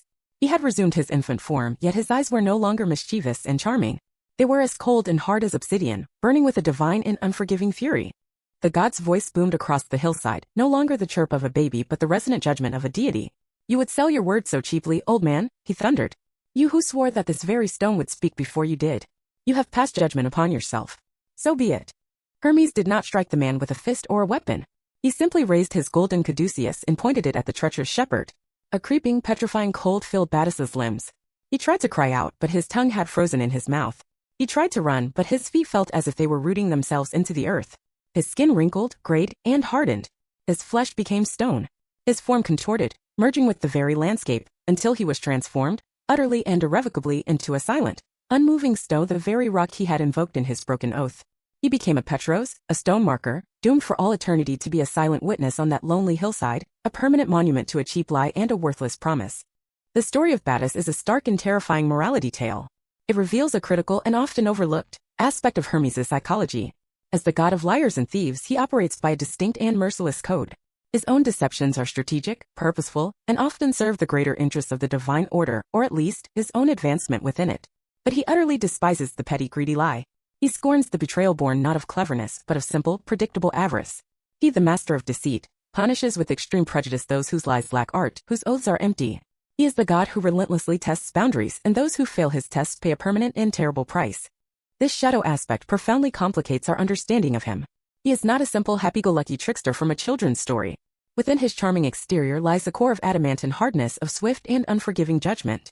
His actions are not always without victims. Argus Panoptes was, after all, merely doing the job he was created for, and his death was swift and brutal. Thetis's only crime was his all-too-human weakness, his greed, and for this common failing, his punishment was eternal petrification.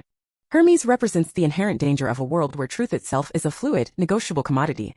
When language can be bent and appearances can be so utterly deceiving, who can you possibly trust? His very existence is a paradox. The divine messenger who guarantees the delivery of a message is himself the most unreliable of narrators. He is the patron of travelers, yet he is also the source of the confusing crossroads and the false trail. He is a god of commerce, but also the silent partner of the con artist. The power of Hermes, the power of the lie, is a form of chaos injected into the orderly cosmos. It is, perhaps, a necessary chaos, one that allows for change, for negotiation, for clever solutions where none seem possible. But it is chaos nonetheless, and like any primal force, it is inherently and unpredictably dangerous. It can build you an empire, as it did for Hermes, or it can turn you to stone, as it did for poor, greedy Battus. In the world of the master of lies, one must always walk with caution, for a charming smile can hide a heart as cold and hard as a judge's gavel. And so we arrive at the end of our journey, having traversed the winding, often treacherous paths of myth and meaning. We have seen Hermes as the precocious infant, a god before he was a day old. We have seen him as the divine thief, whose crime became his coronation. We have followed him as the slayer of monsters, the quiet guide of souls, the unforgiving judge of the faithless, and the celestial architect of bargains. He is a god of 1,000 faces, 1,000 roles, yet each one is but a different mask worn by the same essential being, the master of the spaces in between.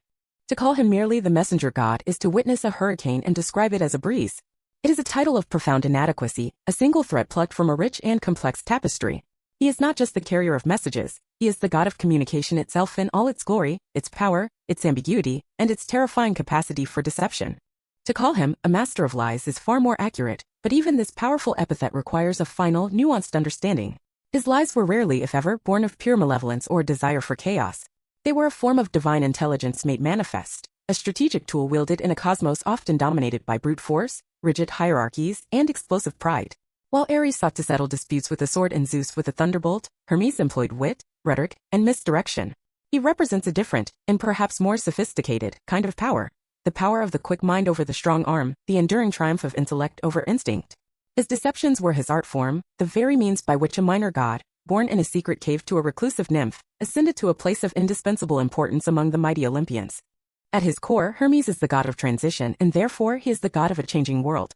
He is the patron deity of everything that moves. Travelers on a road, merchants in a market, words from a speaker's mouth, wealth changing hands, souls on their final journey, information across a network.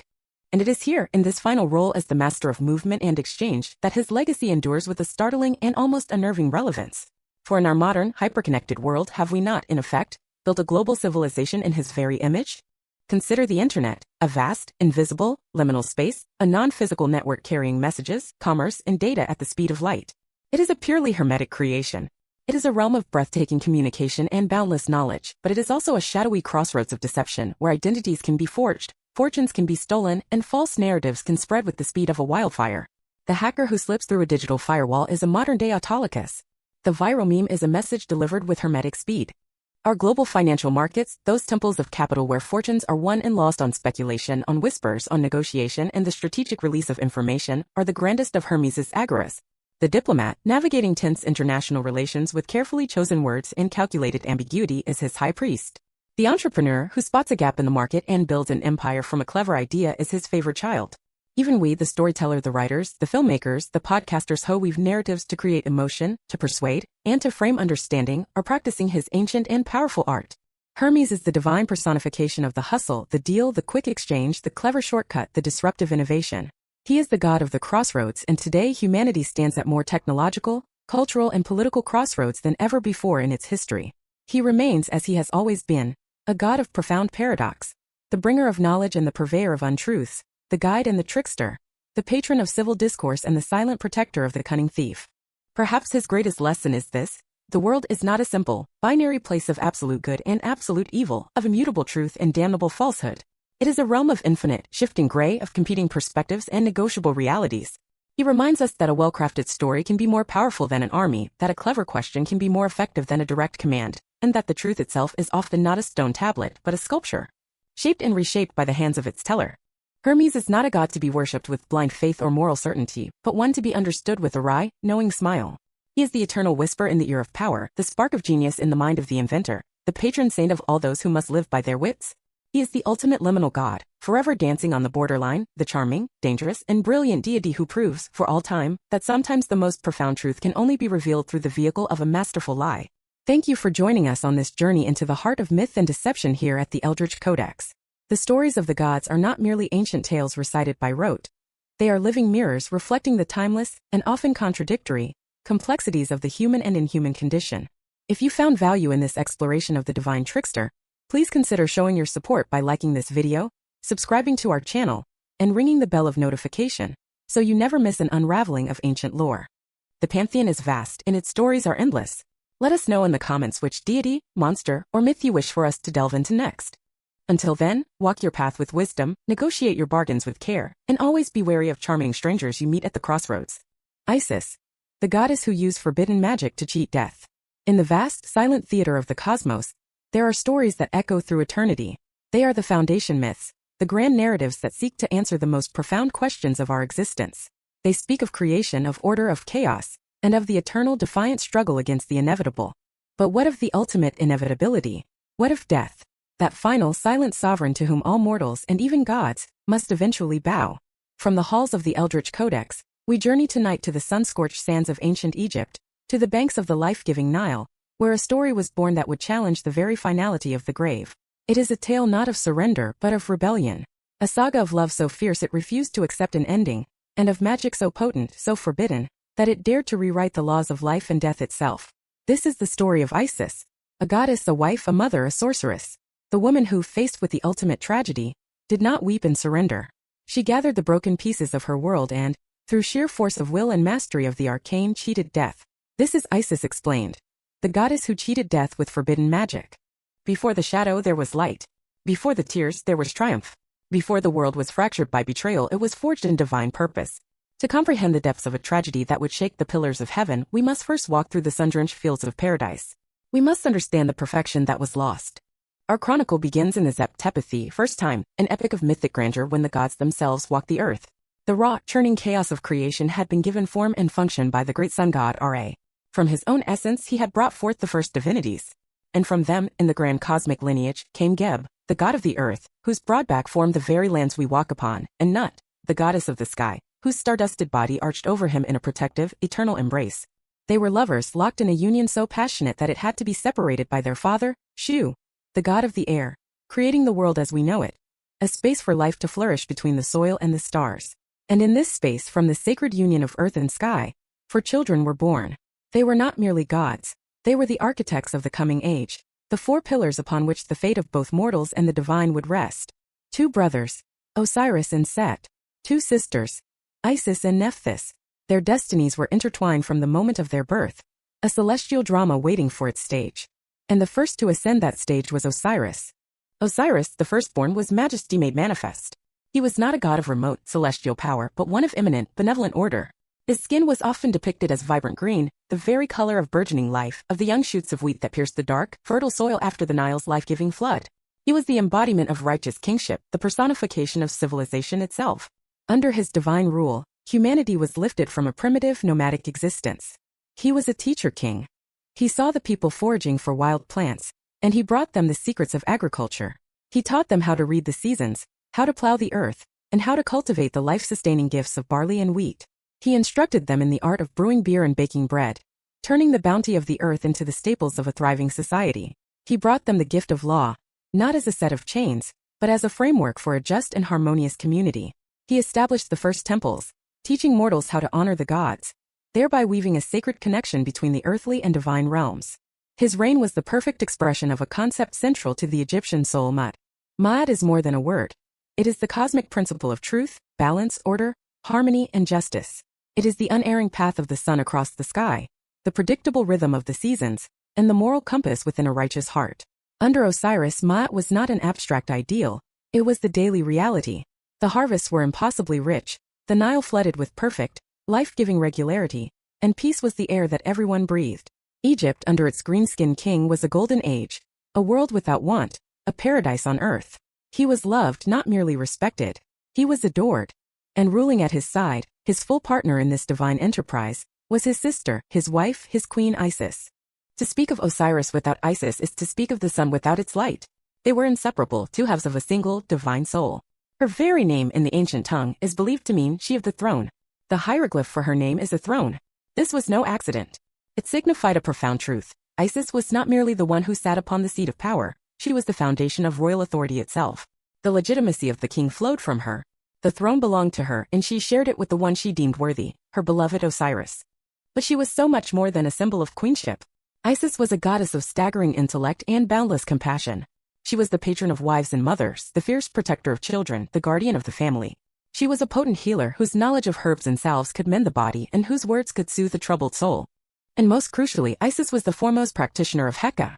For the ancient Egyptians, Heka was not the dark and deceitful sorcery of later fictions. Heka was magic in its purest form. It was a fundamental force of the universe, the divine energy the gods had used to create the world from chaos. It was the power to make words real, to bend reality through will and knowledge. And in all the pantheon, none wielded it with more skill, more subtlety, or more cunning than Isis. Her mastery was legendary. In a famous tale from that time, the great sun god Ra had grown old. His power was absolute, but it was contained within his secret name. To know his name was to hold power over him.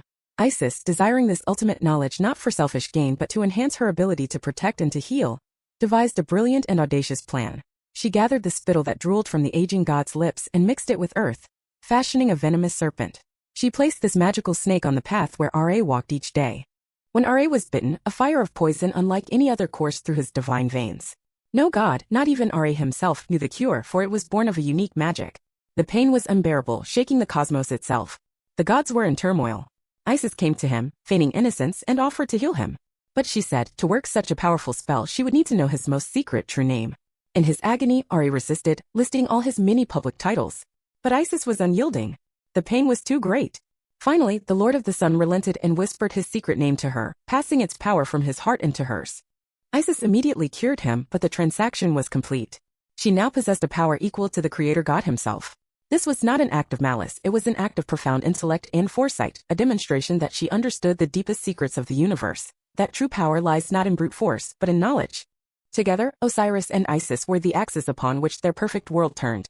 They were the divine dyad, brother and sister, husband and wife, king and queen. Their love was the model for all mortal love, their partnership the blueprint for a balanced society. Their reign was a symphony of order, a golden age etched into the memory of civilization as the time when all was right with the world. Under their gentle and wise rule, the two lands of Egypt prospered in an unbroken peace, a testament to the power of Ma'at made manifest. It was a perfect world, a flawless creation, a paradise of divine light and mortal contentment. But every light, no matter how brilliant, casts a shadow. And in the radiant court of the gods a shadow was growing, nourished by envy and watered with resentment. A discordant note was about to be struck, threatening to shatter the divine symphony forever. For this perfect world, this golden age, was being watched from the barren, red lands of the desert by a jealous eye. The eye of a brother. Every golden age carries within it the seed of its own destruction. Every perfect harmony contains a single, discordant note, waiting for the precise moment of silence to make itself heard. In the ordered paradise of Osiris's Egypt, that note was his brother. The shadow cast by his brilliant light had a name, and a will of its own. Its name was Set. Where Osiris was the god of the Kemet, the life-giving black land nourished by the Nile silt, Set was the undisputed lord of the Deshreth red land. This was the endless, hostile expanse of desert that bordered civilization. It was a realm of brutal, baking sun, of suffocating sandstorms, and of barren wastes where life struggled and died. He was the god of chaos, of violence, of the furious tempest that rips the sky. He embodied everything that stood in stark, primal opposition to the ordered, predictable, and gentle world his brother had so painstakingly built. His power was not one of creation but of disruption. The untamed, unpredictable fury of nature. One might argue it was a necessary force, for the cosmos requires a balance of order and chaos. But a necessary force is not always a benevolent one. A storm is part of nature, but it brings no comfort to the house it flattens. Even his form spoke of his alien nature. He was depicted with the head of a creature unknown to zoology, a chimerical beast that scholars have named the Set animal. It possessed a long curved snout, tall, squared-off ears that stood erect like unnatural towers, and a forked tail. He was a visual paradox, a being that did not fit neatly into the natural world, a living symbol of his own otherness. And from his throne of sand and rock, he watched his brother's kingdom. He listened to the hymns of praise for Osiris. He saw the adoration in the eyes of mortals. He observed the perfect harmony between the king and his queen Isis. And in the crucible of his heart, a venomous envy began to curdle. It would be too simple to call it mere jealousy. Set's resentment ran deeper. It was ideological, a fundamental disagreement with the very nature of his brother's reign. He saw the meticulous order, the predictable peace, the gentle laws, and he saw not strength but weakness. A gilded cage. A stagnation that denied the universe its true engine. Raw, untamed, chaotic power. Why, he seethed, should the passive, black soil be celebrated, while his domain, the vast and mighty red desert, a place of true strength and survival of the fittest, was feared and shunned. To Set, Osiris was a gardener tending a small, fragile plot, while he was the lord of the unconquerable wilderness. His bitterness was an insidious poison seeping into the foundations of his soul. He looked upon his brother's wife, the brilliant and powerful Isis, and he coveted her. He desired not only her beauty but her loyalty, her divine authority, the very power she conferred upon the throne. He saw her devotion to Osiris, and it was a mirror reflecting his own failed connections. His own wife was Nephthys, their sister. But their union was one of duty, not passion. Nephthys, whose name means Lady of the House, was a goddess of service and mourning, a quieter, more subdued reflection of her vibrant sister. And in the deepest, most personal failure, some myths tell us that Set was sterile, unable to father an heir, a bitter irony for a god of such potent virility. This private shame became the catalyst for a secret betrayal that would ignite the coming inferno. The story is told that Nephthys, longing for a child and despairing of her husband's indifference, devised a desperate plan. She used her divine abilities to disguise herself, taking on the form and even the scent of her luminous sister, Isis. In the twilight she went to Osiris. The king, believing her to be his own beloved wife, lay with her. From this clandestine union a child was conceived. A son. This was the god Anubis, he who would one day become the divine embalmer, the guardian of the tomb, the guide for the souls of the dead. It is a profound piece of cosmic irony. The god who would preside over the funereal rites was born from the very act of deception that would lead directly to his father's murder.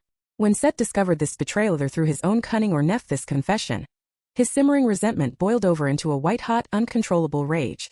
It was the ultimate humiliation. His own wife had desired a child so badly she had gone to his brother. And to do so, she had to become a phantom of his brother's wife. In one single act, he had been shamed as a husband, proven a failure as a progenitor, and his brother had triumphed effortlessly, even in his own bedchamber. The seed of jealousy had now blossomed into a tree of pure hatred. The time for watching was over. The time for brooding had passed. Set, the Lord of Chaos, made a decision. The Golden Age, built on what he saw as a foundation of weakness and sanctimony, had to be demolished. And to tear down the temple, one must first remove its central pillar. He would not challenge Osiris to a war. War had rules, the semblance of honor. It was too direct for the depth of Set's perfidy. His plan would be one of treachery, a plot wrapped in the silks of celebration, delivered with a traitor's smile. He would turn his brother's greatest virtue, his benevolent, trusting nature, into the instrument of his own undoing. He began to conspire. He sought out others who chafed under the peaceful reign, those who felt marginalized or who simply yearned for chaos. He gathered them, 72 conspirators in all, binding them to his cause with promises of power and a shared resentment. The storm was no longer on the horizon. It had been summoned. The actors were in place, the stage was being set, and a beautiful, ornate coffin was about to be built. The plan conceived in the crucible of Set's hatred was a masterpiece of malevolence, as intricate in its design as it was monstrous in its intent. It was not a plot of open warfare, for that would have been a battle of strength against strength. Instead, Set devised a scheme that would weaponize his brother's virtues. He would turn trust into a vulnerability, celebration into a trap, and brotherhood into the blade that would deliver the fatal wound. His first step was an act of profane artistry. He summoned the most skilled craftsmen in the land, artisans who could work magic with wood and metal. He commissioned from them a chest, a sarcophagus of such breathtaking beauty that it would ensnare the eye and tempt the heart of any who beheld it. It was hewn from the rare cedar, brought from distant mountains. It sent alone a rich perfume. Its surfaces were meticulously inlaid with shimmering gold, brilliant silver, and the deep celestial blue of lapis lazuli.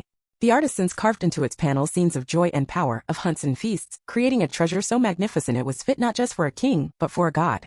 But its beauty was a meticulously crafted lie. This was not a gift. It was a cage. For in secret, with a spy's precision, Set had obtained the exact, perfect measurements of his brother Osiris. Every length, every breadth, every dimension of the chest was calibrated to the king's form. It was a custom-made tomb designed to fit one divine body, and one body only, with the chilling precision of a death shroud. With his beautiful trap prepared, Set announced a grand banquet. It was to be a lavish celebration, ostensibly held in his brother's honor, a gesture of loyalty and love from the Lord of the Desert to the King of the Nile. He sent invitations across the divine realm, to the gods and goddesses of the Ennead. And of course, he invited his 72 co-conspirators, their true purpose hidden behind masks of revelry. Osiris, whose heart knew no deceit and whose nature was one of absolute trust, accepted the invitation without a moment's hesitation. How could he suspect his own brother, his own flesh and blood? Flanked by his radiant queen, Isis, he arrived at the banquet hall. The scene was one of perfect conviviality. The hall was filled with music and laughter. The air was heavy with the scent of roasted meats, fine wines, and lotus blossoms.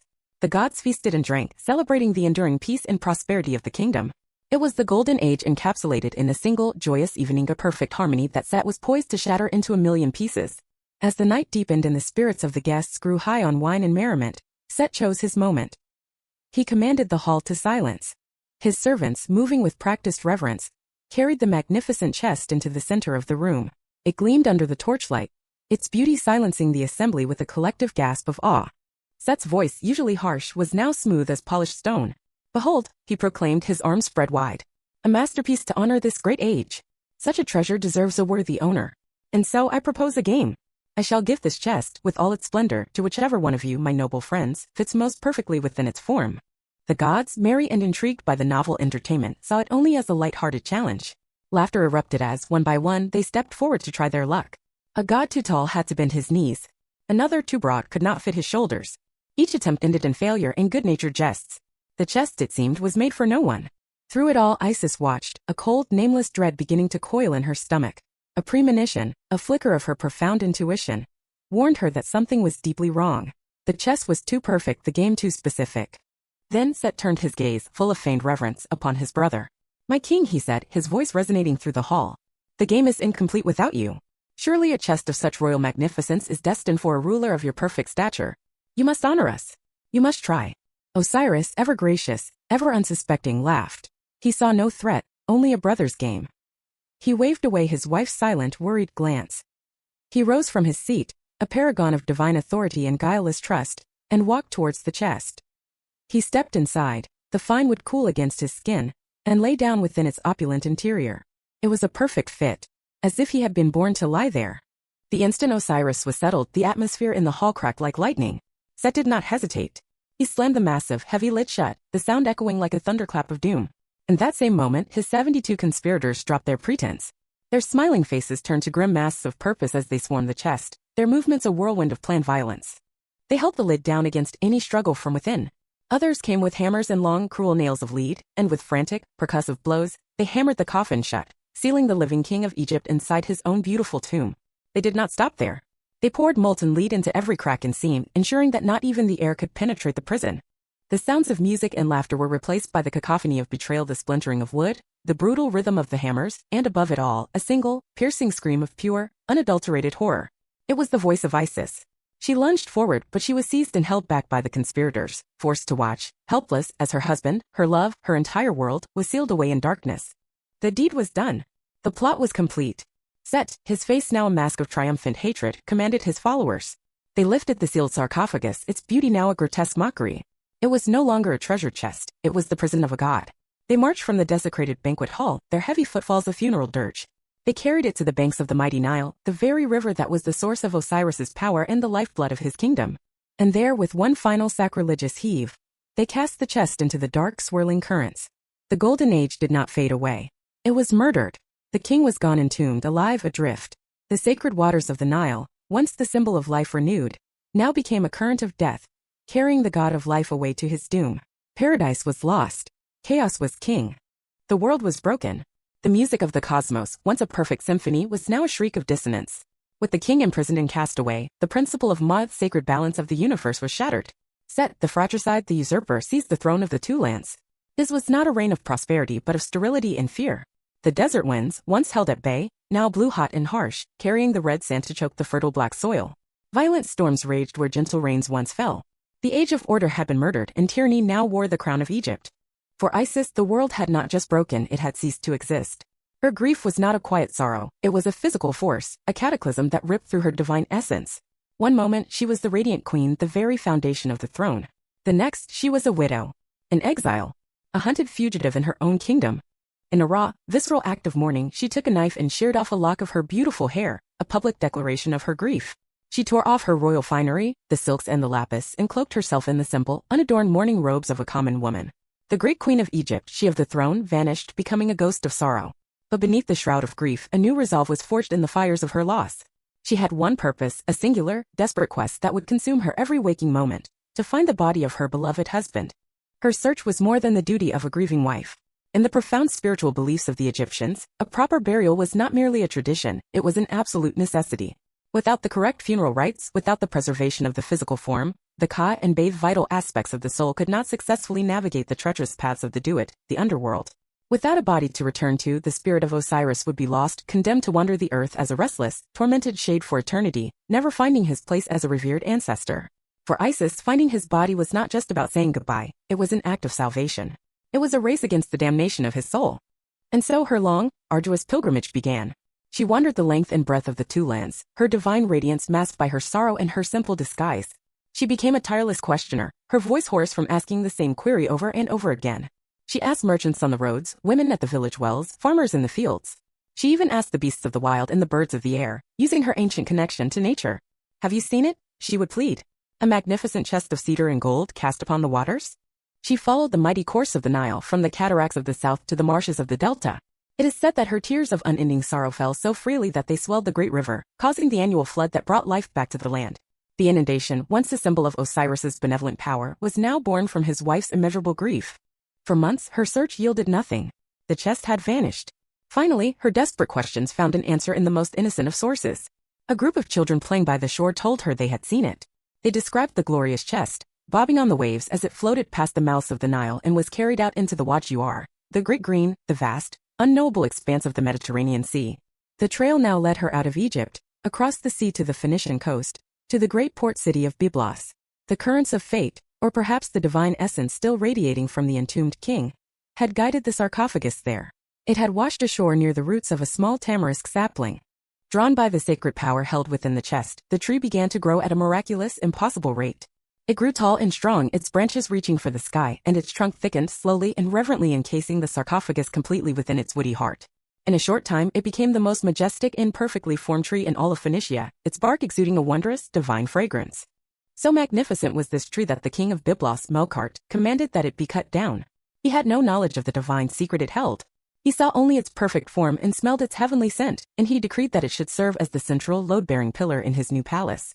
And so the murdered king of Egypt, silent in his wooden coffin, was now entombed a second time, inside a tree that became a pillar in a foreign king's hall. When Isis arrived in Byblos, she was a stranger in a strange land, a queen disguised as a pauper. But as she walked the city streets, her divine senses, honed by love and magic, felt a familiar pull. She felt the faint, thrumming presence of her husband, a beacon in the darkness of her despair. He was here. He was close. But she could not simply march into the palace and demand they tear it apart. She was in exile alone, her power concealed. So she fell back on her greatest assets, her wisdom and her patience. She went to the city well, the traditional gathering place where the women of the palace came to fetch water and exchange news. Dressed in her mourning rags, she sat on the stone edge, a silent, dignified figure of sorrow, and she waited. Soon, the queen's own handmaidens arrived. As they drew water, Isis spoke to them. Using her innate knowledge of beauty and her divine touch, she showed them how to braid their hair in intricate styles they had never seen before. As she worked, she breathed upon them, her breath a divine perfume, an ambrosial scent that clung to their skin and clothes. When the handmaidens returned to the palace, the queen of Byblos, Astarte, was captivated. She had never seen such beautiful hairstyling, nor smelled such an intoxicating fragrance. She demanded to know who was responsible for this magic. The handmaidens, in awe themselves, told her of the mysterious, sad-eyed woman from Egypt at the well. Intrigued by this tale, Queen Astarte summoned Isis to the court. She was so impressed by Isis's noble bearing and quiet wisdom, even in her lowly state, that she invited her to stay in the palace. She made her the royal nursemaid to her infant son, the heir to the throne. Isis accepted. By day, she dutifully cared for the young prince. But by night, when the palace slept, she performed a secret and powerful ritual. She would clear the grand hearth, and in the glowing embers, she would place the mortal child. This was not an act of harm, but of transfiguration. The sacred flames were a crucible, intended to burn away his mortality, to purify his flesh and make him immortal, granting him a gift no human mother could. While the child lay unharmed in the fire, Isis herself would undergo a transformation. She would take the form of a swallow, a swift and nimble bird, and she would fly around the great tamarisk pillar, her sharp bird-like cries a lament for the husband she knew was trapped within. A queen, a nurse, a bird, a sorceress all in one, her grief and magic intertwined. This continued for several nights.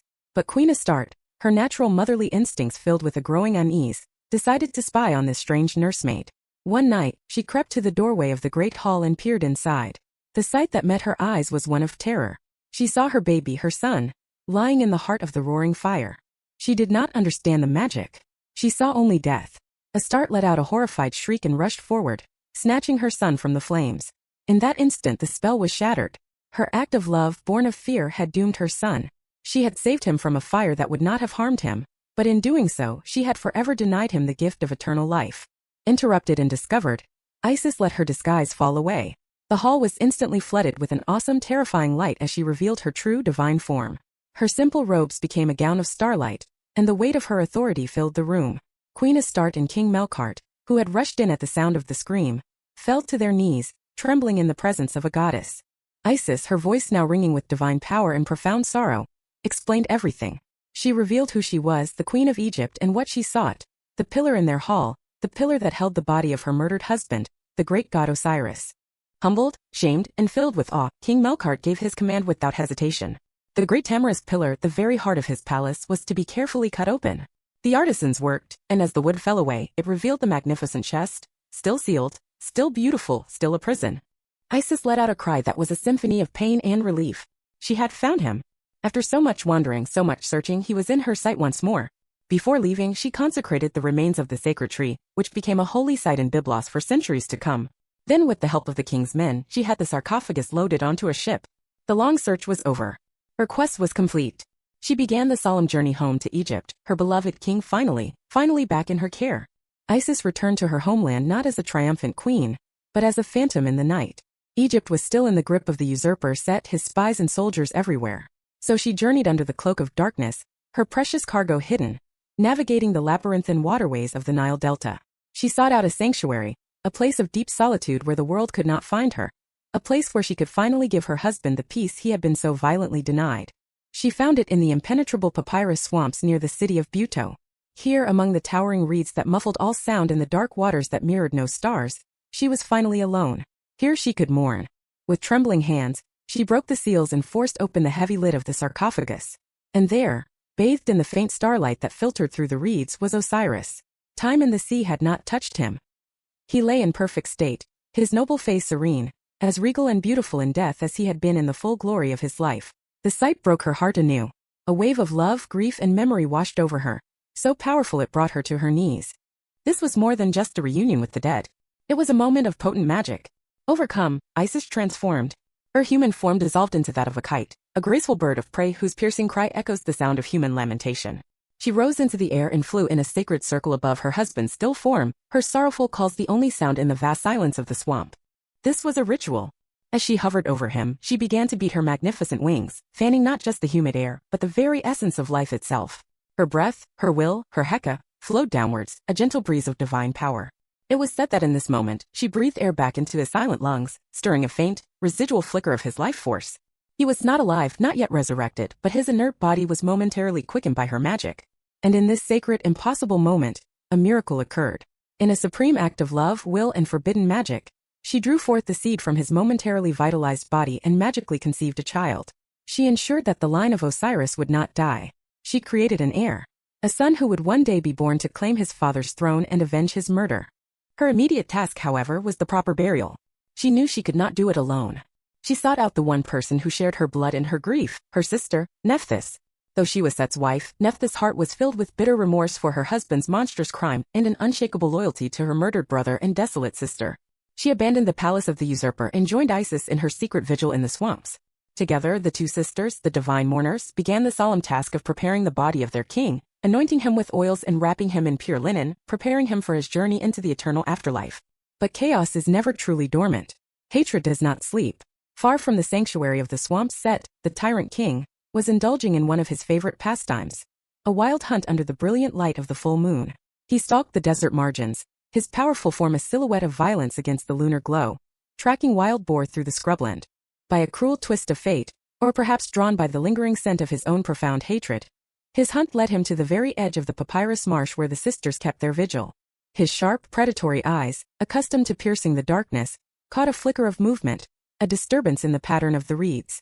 Curious and suspicious, he left his hunt and stealthily made his way into the swamp. And there he found them. He saw the magnificent chest now open. He saw his two sisters bent in solemn ritual. And his gaze fell upon the body of his brother Osiris. Recovered. Whole. Cared for. The sight sent set into a paroxysm of uncontrollable psychotic rage. All his cunning, his careful plotting had been undone. His first attempt to erase Osiris had failed. The body had been found. The legacy was being preserved. His rival, even in death, was still beloved, still a king. The thought drove him beyond the edge of sanity. This time there would be no beautiful chest, no dignified end. This time he would leave nothing to be found. Nothing to be mourned. Nothing to revere. He fell upon the scene like a bolt of lightning. He cast aside his weeping sisters with contemptuous force. He was no longer a god, no longer a king. He was a creature of pure, undiluted fury. A chthonic horror unleashed. He seized the body of his brother from its bier and in a fit of bestial, sacrilegious violence he began to tear it apart. With his bare hands, he dismembered the corpse of the king. It was an act of unspeakable desecration, a violation against God, nature, and Ma'at itself. He tore limb from limb, shredding the carefully prepared linen wrappings. He would not stop until Osiris was utterly unmade. He ripped the body into 14 pieces, a number of profound symbolic resonance. Then, to ensure that his brother could never ever be made whole again, he took the pieces and scattered them. He hurled them across the length and breadth of Egypt. Some he threw deep into the Nile to be lost in its murky depths. Others he cast far into the barren desert to be scoured by sand and devoured by scavengers. He flung them into the pathless marshes, the mountains, and the valleys. This was not just murder.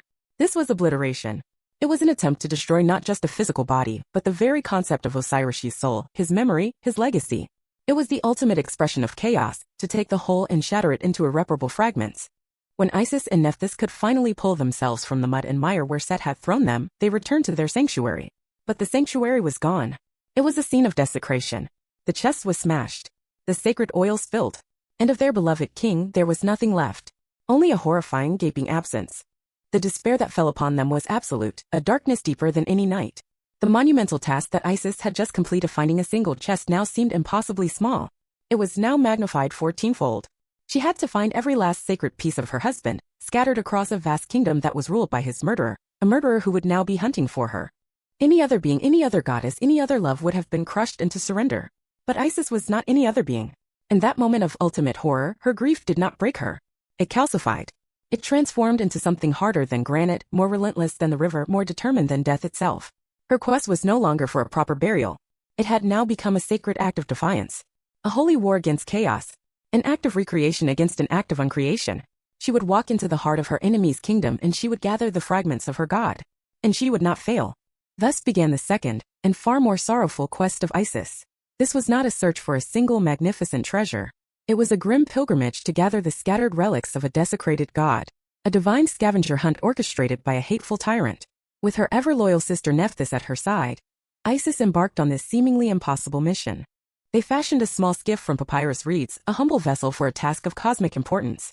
They sailed through the treacherous marshes, the winding tributaries, and the main artery of the Nile itself. The great crocodiles, ancient beasts who often symbolized the dangers of the river, recognized the divine sorrow of the goddess. Commanded by their reverence, or perhaps by her powerful aura, they did not harm the sisters. Instead, legend says, they helped them, nudging pieces toward the skiff or guarding locations where fragments had washed ashore. Piece by agonizing piece, they found him. An arm entangled in the roots of a sycamore tree. A leg half buried in the silt of the riverbank. His heart, discovered in one city, his head in another. Each discovery was a moment of profound, conflicting emotion, a small, sharp victory immediately swallowed by the overwhelming agony of what she was holding. She was not just collecting remains. She was collecting the shattered pieces of her love, her life, her world. And at each site where a fragment of Osiris was found, Isis performed a sacred rite. She established a holy place, building a small shrine or consecrating the ground, decreeing that the spot would forever be a place of worship. This is one of the great mythological explanations for the many cult centers dedicated to Osiris that would later dot the landscape of ancient Egypt. From Abydos to Busiris, each major temple claimed to be the resting place of a sacred part of the god, their legitimacy born from the goddess's sorrowful journey. Relentlessly, they traversed the entire kingdom, from the burning sands of the south to the cool waters of the north. They gathered one piece, then 2, then 10, then 13. 13 pieces of their murdered king they recovered from the land and the water. But the 14th and arguably the most crucial Pithophallus, the symbol of his virility, his fertility, and his power to create life was lost to them forever. Set, in his ultimate act of malice, had thrown it into the Nile, where it had been immediately devoured by a species of fish. It was the one piece that could not be recovered. The one wound that could not be healed. Osiris could never be truly, physically whole again. The part of him that represented the continuation of the royal line, the siring of a new king, was gone. Here in this moment of near success and ultimate failure, Isis stood upon a cosmic precipice. The laws of the gods, the very structure of Maat, dictated that this was the end. Death was final. Dismemberment and destruction were irreversible. To attempt to go further was to defy the established order of creation. It was to meddle with the fundamental machinery of life and death, an act of such hubris, such audacity, that it could only be considered forbidden. It was a magic not meant for gods or mortals. But for Isis, the established laws of the cosmos had already been broken by Set's sacrilege. In her eyes, the universe was already out of balance. To her, there was a higher law, the law of her love. A greater necessity, the need for justice and restoration. She had gathered the broken pieces of her god.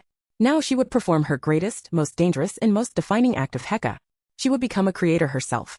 In a hidden chamber, far from the eyes of Set, she laid out the 13 pieces. She was no longer just a grieving wife or wandering queen. She transformed into the high priestess of the unspeakable right. With Nephthys at her side, and in some accounts, the now-grown Anubis, son of deception, who would become the god of embalming and Thoth, the great god of wisdom and magic, she began her sacred work. This was not healing. This was recreation. Using her divine power and her unparalleled knowledge of the arcane arts, she painstakingly began to reassemble her husband. With nimble fingers and unwavering focus, she fit bone to bone, flesh to flesh. She used fine linen bandages to bind the pieces together, her every movement precise and ritualistic. As she worked, she anointed the body with precious, sacred oils and fragrant unguents, speaking words of power, chanting ancient incantations that had been old when the world was young. This act, born of desperate love, became the divine prototype for all future mummification. The elaborate rituals that Egyptian pharaohs and nobles would use for millennia to ensure their passage into the afterlife were a mortal echo of this single divine act. The preservation of the body, the wrapping, the anointing, the magic spells, it all began here, with the goddess refusing to let her husband be forgotten. But even with the body reassembled, the missing piece remained a stark symbol of his incompleteness. Osiris could not be a king without his virility. So Isis, the ultimate magician, the weaver of reality, fashioned a replacement. From pure gold and enchanted wax, or perhaps by sculpting a form from the raw energy of magic itself, she created a new phallus for her husband. She consecrated it with her most potent spells, making it whole and functional in a magical sense, even if it was not of his flesh. The body was now physically complete. But it was still just a body. A silent, inert, beautifully wrapped vessel. The final step was the most dangerous. It required a magic so profound, so audacious it bordered on blasphemy. She had to do more than mend. She had to reignite a flame that had been utterly extinguished. She had to breathe life back into that which was irrevocably, emphatically dead. Gathering all of her power, all of her love, all of her grief and rage, Isis focused it into a single point of will. She once again took the form of the kite, the bird of lament. She rose above the reassembled body of her husband, her great wings beating in a slow, hypnotic rhythm. But this was no longer a cry of mourning. It was a chant of power. She was not just fanning air, she was fanning the cold, dead embers of his soul, forcing a spark into existence. She chanted the secret, true names of power, the words of resurrection, her voice the loom upon which the very threads of life and death were being violently rewoven. And slowly, miraculously, impossibly, the forbidden magic took hold. Osiris's eyes did not open. He did not rise from the slab and walk the earth as he once had. Set's act of murder and dismemberment had been too absolute for a full return to his former life. But life of a new and different kind flooded back into his mummified form. His spirit, the Ba, which had been scattered and lost, was called back from the void. It was drawn to and bound once more to his physical form, his Ka. He was reanimated, resurrected, not as a god of the living, but as something entirely new, something eternal. In that sacred, magical moment, the conception that she had initiated in the swamps was brought to its ultimate consummation. Isis in her goddess form joined with her resurrected husband one last time. From this union, the life of their son Horus was mystically and fully sealed, his destiny as the Avenger now an undeniable reality. Osiris had been pulled back from the deepest abyss of oblivion. He was whole enough and alive enough to secure his legacy and to transition to his new role. But he could not remain in the world of the living. His resurrected body belonged to another realm. Having cheated final annihilation, he descended into the Duat, the Egyptian underworld. He did not go as a lost and wandering soul. He went as its undisputed king, the lord of the afterlife. From that moment forward, every mortal soul who died would stand before his throne to be judged. He had been the god of life on earth. Now he was the god of eternal life, the ultimate symbol of resurrection, the divine promise that death was not an end, but merely a doorway. Isis had done it. She had stared into the face of death, chaos, and oblivion, and she had forced them to yield. She had used forbidden magic to rewrite the rules of reality. She had lost her husband from the world of the living, but in doing so, she had saved his soul, crowned him king of eternity, and most importantly, she now carried the future and the instrument of vengeance within her own womb. The battle was won. The war, however, was about to begin. Isis's victory was a miracle born of forbidden magic, a defiant scream against the silence of the void. But a victory is not the same as peace. Her struggle was far from over, it had merely entered a new, more perilous phase. She had saved her husband's soul, but she now carried a body that was a living, breathing declaration of war against the usurper. She was pregnant with the rightful heir to the throne of Egypt, a child conceived in magic and destined for vengeance. Set, the tyrant king, was consumed by paranoia. His spies were everywhere. His rage a palpable force across the land. He knew of the prophecies, the whispers that a son of Osiris would rise to challenge him. The existence of this unborn child was not just an inconvenience. It was a mortal threat to his illegitimate reign. And so he began to hunt the child's mother with a relentless, murderous fury. To protect the future king slumbering in her womb, Isis fled once more. She returned to the deep, impenetrable papyrus swamps of the Nile Delta, seeking refuge in a mythical hidden location known as Hermes. This was a place that did not exist on any mortal map, a floating island of reeds that moved with the currents, a sanctuary shielded by its own obscurity. This labyrinth of green and brown, of whispering reeds and dark, silent water, became her fortress, her nursery, and her entire world. Here, in the heart of the marsh, utterly alone and shrouded in secrecy, she gave birth to her son. She named him Horus, the falcon god, the one whose eye would see justice done. The life of the great goddess, the master of magic, was now one of constant, grinding vigilance. She was a divine queen reduced to the role of a fugitive single mother, and her task was to raise a godchild in a world that wanted him erased. Her days were a cycle of hiding and foraging. She fashioned nests for him deep within the thickest parts of the papyrus stands, shielding his infant cries from any listening ear. She nursed him in the shadows, her own divine essence nourishing the future king. Her world was one of immediate and constant threats. She was surrounded by the natural dangers of the swamp-venomous snakes slithering through the reeds, scorpions scuttling in the mud, and the great crocodiles that lurked beneath the water's surface. But beyond these were the supernatural threats, the demons, ghosts, and monstrous agents dispatched by Set, who relentlessly sought the child. Every shadow could be a spy, every ripple in the water a new danger. During this period of intense hardship and devotion, Isis's archetype was transformed and solidified for all time. She became Isis Sothis, the Great Mother. She was no longer just the magical wife or the grieving widow. She was the ultimate symbol of maternal love, fierce protection, and selfless sacrifice.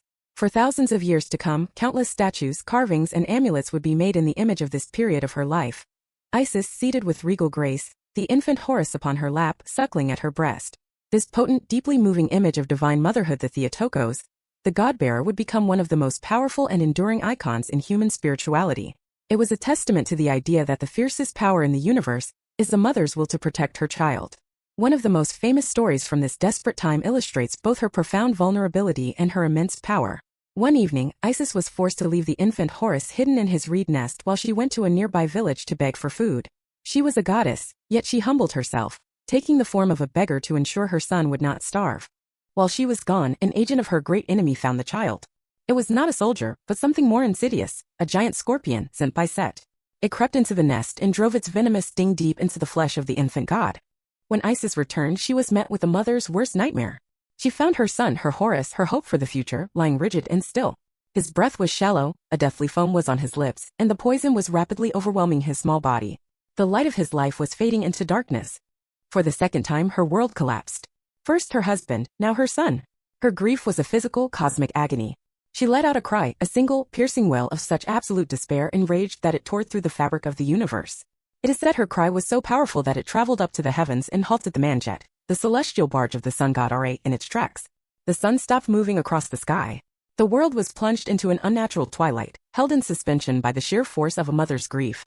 The gods in the heavens could not ignore such a cry. From the arrested sunboat, the great god Thoth, ibis-headed lord of wisdom, writing, and magic, descended to the swamps. He appeared before the weeping Isis, his presence a calm reassurance in the midst of her panic. He knew that Isis was a master of Heka, but that her grief was clouding her power. He came to remind her of who she was. He spoke to her, not with pity but with purpose. He taught her a great and powerful healing spell, a long and secret incantation that held the power to command any poison and force it to retreat. It was a spell of ultimate authority over the toxins of the earth. Isis, her mind sharp as a razor even through her tears, learned it instantly. She stood over her dying son, no longer just a weeping mother, but a channel for divine power. She drew herself up to her full authority and began to chant. Her voice, filled with magical resonance, spoke the words of power, not as a plea but as a command. She commanded the poison, a living entity born of Set's hatred, to leave her son's body. She named it, she challenged it, and she banished it. The potent magic flowed from her, through her words, into the body of her child. And as the people of the nearby village watched in awe, a miracle unfolded. The rigidity left Horus's limbs. The color returned to his skin. The foam vanished from his lips, and he drew a deep, life-giving breath. He was revived, snatched back from the very edge of the abyss. This act cemented her reputation among mortals as the greatest of healers, the goddess who could not only cheat death for her husband but could personally wrestle her son from its grasp. The very spell she used was written down and became a vital part of Egyptian life for centuries. Ordinary people, mothers and fathers fearing for their children, would recite the incantation of Isis and the scorpion to protect their families from venomous bites. The goddess's private, desperate struggle became a public source of hope and practical magic for her people. For years, Isis continued this vigil, raising Horus in the secret world of the swamps. She protected him, healed him, and taught him. She told him the story of his noble father, of the Golden Age, and of the treacherous murder that had stolen his throne. She nurtured not just his body, but his destiny, forging his grief into a weapon of righteous fury. And the child grew. He grew from a vulnerable infant into a strong, powerful young god, his body hardened by the wild, his spirit sharpened by his mother's teachings. And in his eye that would become so famous there gleamed the fierce, predatory light of a falcon, the unyielding fire of kingship, and the inescapable promise of vengeance. The hidden prince was hidden no more. He was ready. The time for hiding was over. The time for war was at hand.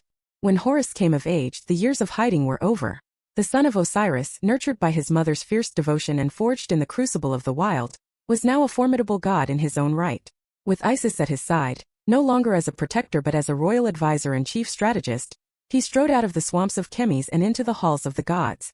There, before the divine tribunal presided over by Ra, Isis presented her son and made the formal, undeniable claim. Horus was the living son and rightful heir of Osiris, and the throne of Egypt, usurped by the murderer Set, must be returned to him. Thus began the great and terrible conflict for the soul of Egypt, a celestial war that would rage for 80 years. It was not a simple battle, but a protracted series of brutal contests, magical duels, and complex legal arguments before the divine court. Set, the powerful incumbent, argued that Horus was a weak and illegitimate child.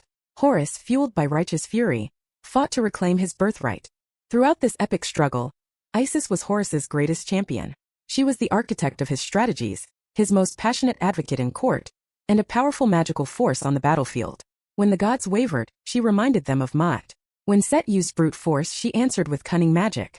In one famous episode, she set a trap that caught Set, forcing him into a compromised position and compelling the divine court to rule in her son's favor, if only temporarily. Her wisdom was the perfect counterpoint to her son's youthful fire. The conflict reached its zenith in a series of violent clashes. In one legendary battle, Set tore out Horus's left eye, the lunar eye, which was later magically restored by Thoth or Isis herself, becoming the famous Wedjat eye, a powerful symbol of healing, protection, and restoration. In turn, Horus inflicted a grievous wound upon Set, injuring his testicles and thus symbolically destroying the chaotic virility that had so threatened the order of the world. Finally, after 80 long years of trials and bloodshed, the divine court made its final judgment. The gods, with the spirit of the resurrected Osiris himself giving witness from the underworld, declared Horus the undisputed victor. He was the rightful king of the two lands. Ma'at was at last restored. Horus took his father's throne, uniting the kingdoms of Upper and Lower Egypt under his just rule. He became the divine model for all mortal pharaohs who would follow. For the next 3,000 years, each living king of Egypt would be known as the living Horus, the earthly incarnation of the god who conquered chaos and restored order. His father, Osiris, reigned eternally as the just king of the dead. And Set was not destroyed, for chaos can never be truly eliminated from the cosmos, but he was subdued, his power contained. He was exiled back to his domain in the Red Desert, now serving as a force to protect the borders of Egypt from foreign invaders, his destructive power finally harnessed for the good of order. And what of Isis? Her epic quest was complete. Her husband was the immortal king of the afterlife. Her son was the victorious king of the living. The cosmic balance she had fought, bled, and wept for had been re-established. Her story could have ended there, a final chapter in a family saga. But for Isis, this was not an ending. It was a rebirth. In saving her family, she had become something more than a member of the Egyptian pantheon. She had become a universal symbol of hope. The myth of Isis, Osiris, and Horus became the central, most vital, and most beloved religious story of ancient Egypt. It was a narrative that resonated deeply with the natural world the Egyptians observed every day. Osiris was the grain that was cut down in the harvest. Isis was the fertile earth that mourned and held his seed in the darkness. and Horus was the green shoot, the new crop that sprang forth in glorious triumph after the flood. It was a story of life, death, and rebirth that played out every single year in the cycle of the Nile. The power of her story was so profound, her character so relatable, that her worship could not be contained by the borders of Egypt. As the centuries passed and empires rose and fell, her cult spread. When Alexander the Great conquered Egypt, Greek soldiers and settlers were captivated by her. Later, as the mighty Roman Empire expanded its reach across the Mediterranean, its legionaries, merchants, sailors, and slaves carried the worship of Isis with them to every corner of the known world. From the sun-scorched sands of her homeland to the bustling heart of Rome itself, and as far as the misty shores of Roman Britain, grand temple called Izums were erected in her honor. She became a truly international goddess, a syncretic deity who absorbed the attributes of nearly every major goddess in the Mediterranean world. To the Greeks, she was like Hera in her role as a royal wife, Aphrodite in her love, and Demeter in her sorrowful search. To the Romans, she was a protector of sailors, a mistress of fortune, and a universal mother figure. She became known as Isis Myrionimas, goddess of 10,000 names, for she was all things to all people. Her magic, once a desperate and forbidden act performed in the solitude of a swamp, became the foundation of a popular mystery religion. The mysteries of Isis offered her followers what the formal state religions often could not: a personal relationship with the divine. Through secret rites of initiation that symbolically reenacted her search and Osiris's resurrection, her devotees were promised not just worldly aid, but her personal guidance through the terrors of death and the promise of a blessed, eternal afterlife. She was the merciful mother who had known profound suffering and could therefore understand human pain. She was the powerful queen who could intervene in the affairs of mortals and bend fate. She was the master sorceress who had looked death in the eye and triumphed. She offered her followers a path to do the same. The enduring image of Isis holding her divine son Horus on her lap became one of the most persistent and influential religious icons in human history. Its composition, its sentiment, its very essence, would echo down through the centuries, providing a clear and powerful precedent for the later Christian iconography of the Madonna and Child. Her story of a divine being suffering, a love that transcends the grave, a miraculous resurrection, and a sacred birth that saves the world became a foundational narrative, its echoes resonating in the new faith that would eventually supplant her own. So was her magic truly forbidden? Perhaps. It was forbidden by the established laws of finality. It was a rebellion against the seeming inevitability of death and decay. She did not ask the cosmos for permission, she demanded that it change. She acted from a love so absolute and a will so indomitable that she forced the universe itself to bend to her. She is the eternal archetype of the wife who will not surrender, the mother who will not yield, and the sorceress who wields the foundational powers of creation and recreation. Her story is not just a myth. It is a timeless lesson. It teaches us that in the face of absolute, soul-crushing darkness, the most potent magic of all is a love that simply refuses to end. The sands of time have buried temples and faded hieroglyphs, but the legend of Isis endures. It is a testament to the human spirit's eternal refusal to accept loss, our defiant hope for rebirth, and the profound belief that love, in its purest form, is a force more powerful than the grave. She is the goddess who looked into the abyss and did not blink, who gathered the fragments of her world and made it whole again, not as it was, but as it was meant to be. Thank you for joining us on this journey into the heart of ancient mythology. If you wish to explore more tales from the forgotten corners of history and legend, be sure to subscribe to the Eldritch Codex and activate the notification bell. Your support allows us to continue unearthing these timeless stories. Until next time, remember that even in the deepest darkness, a single determined light can change the fate of the world.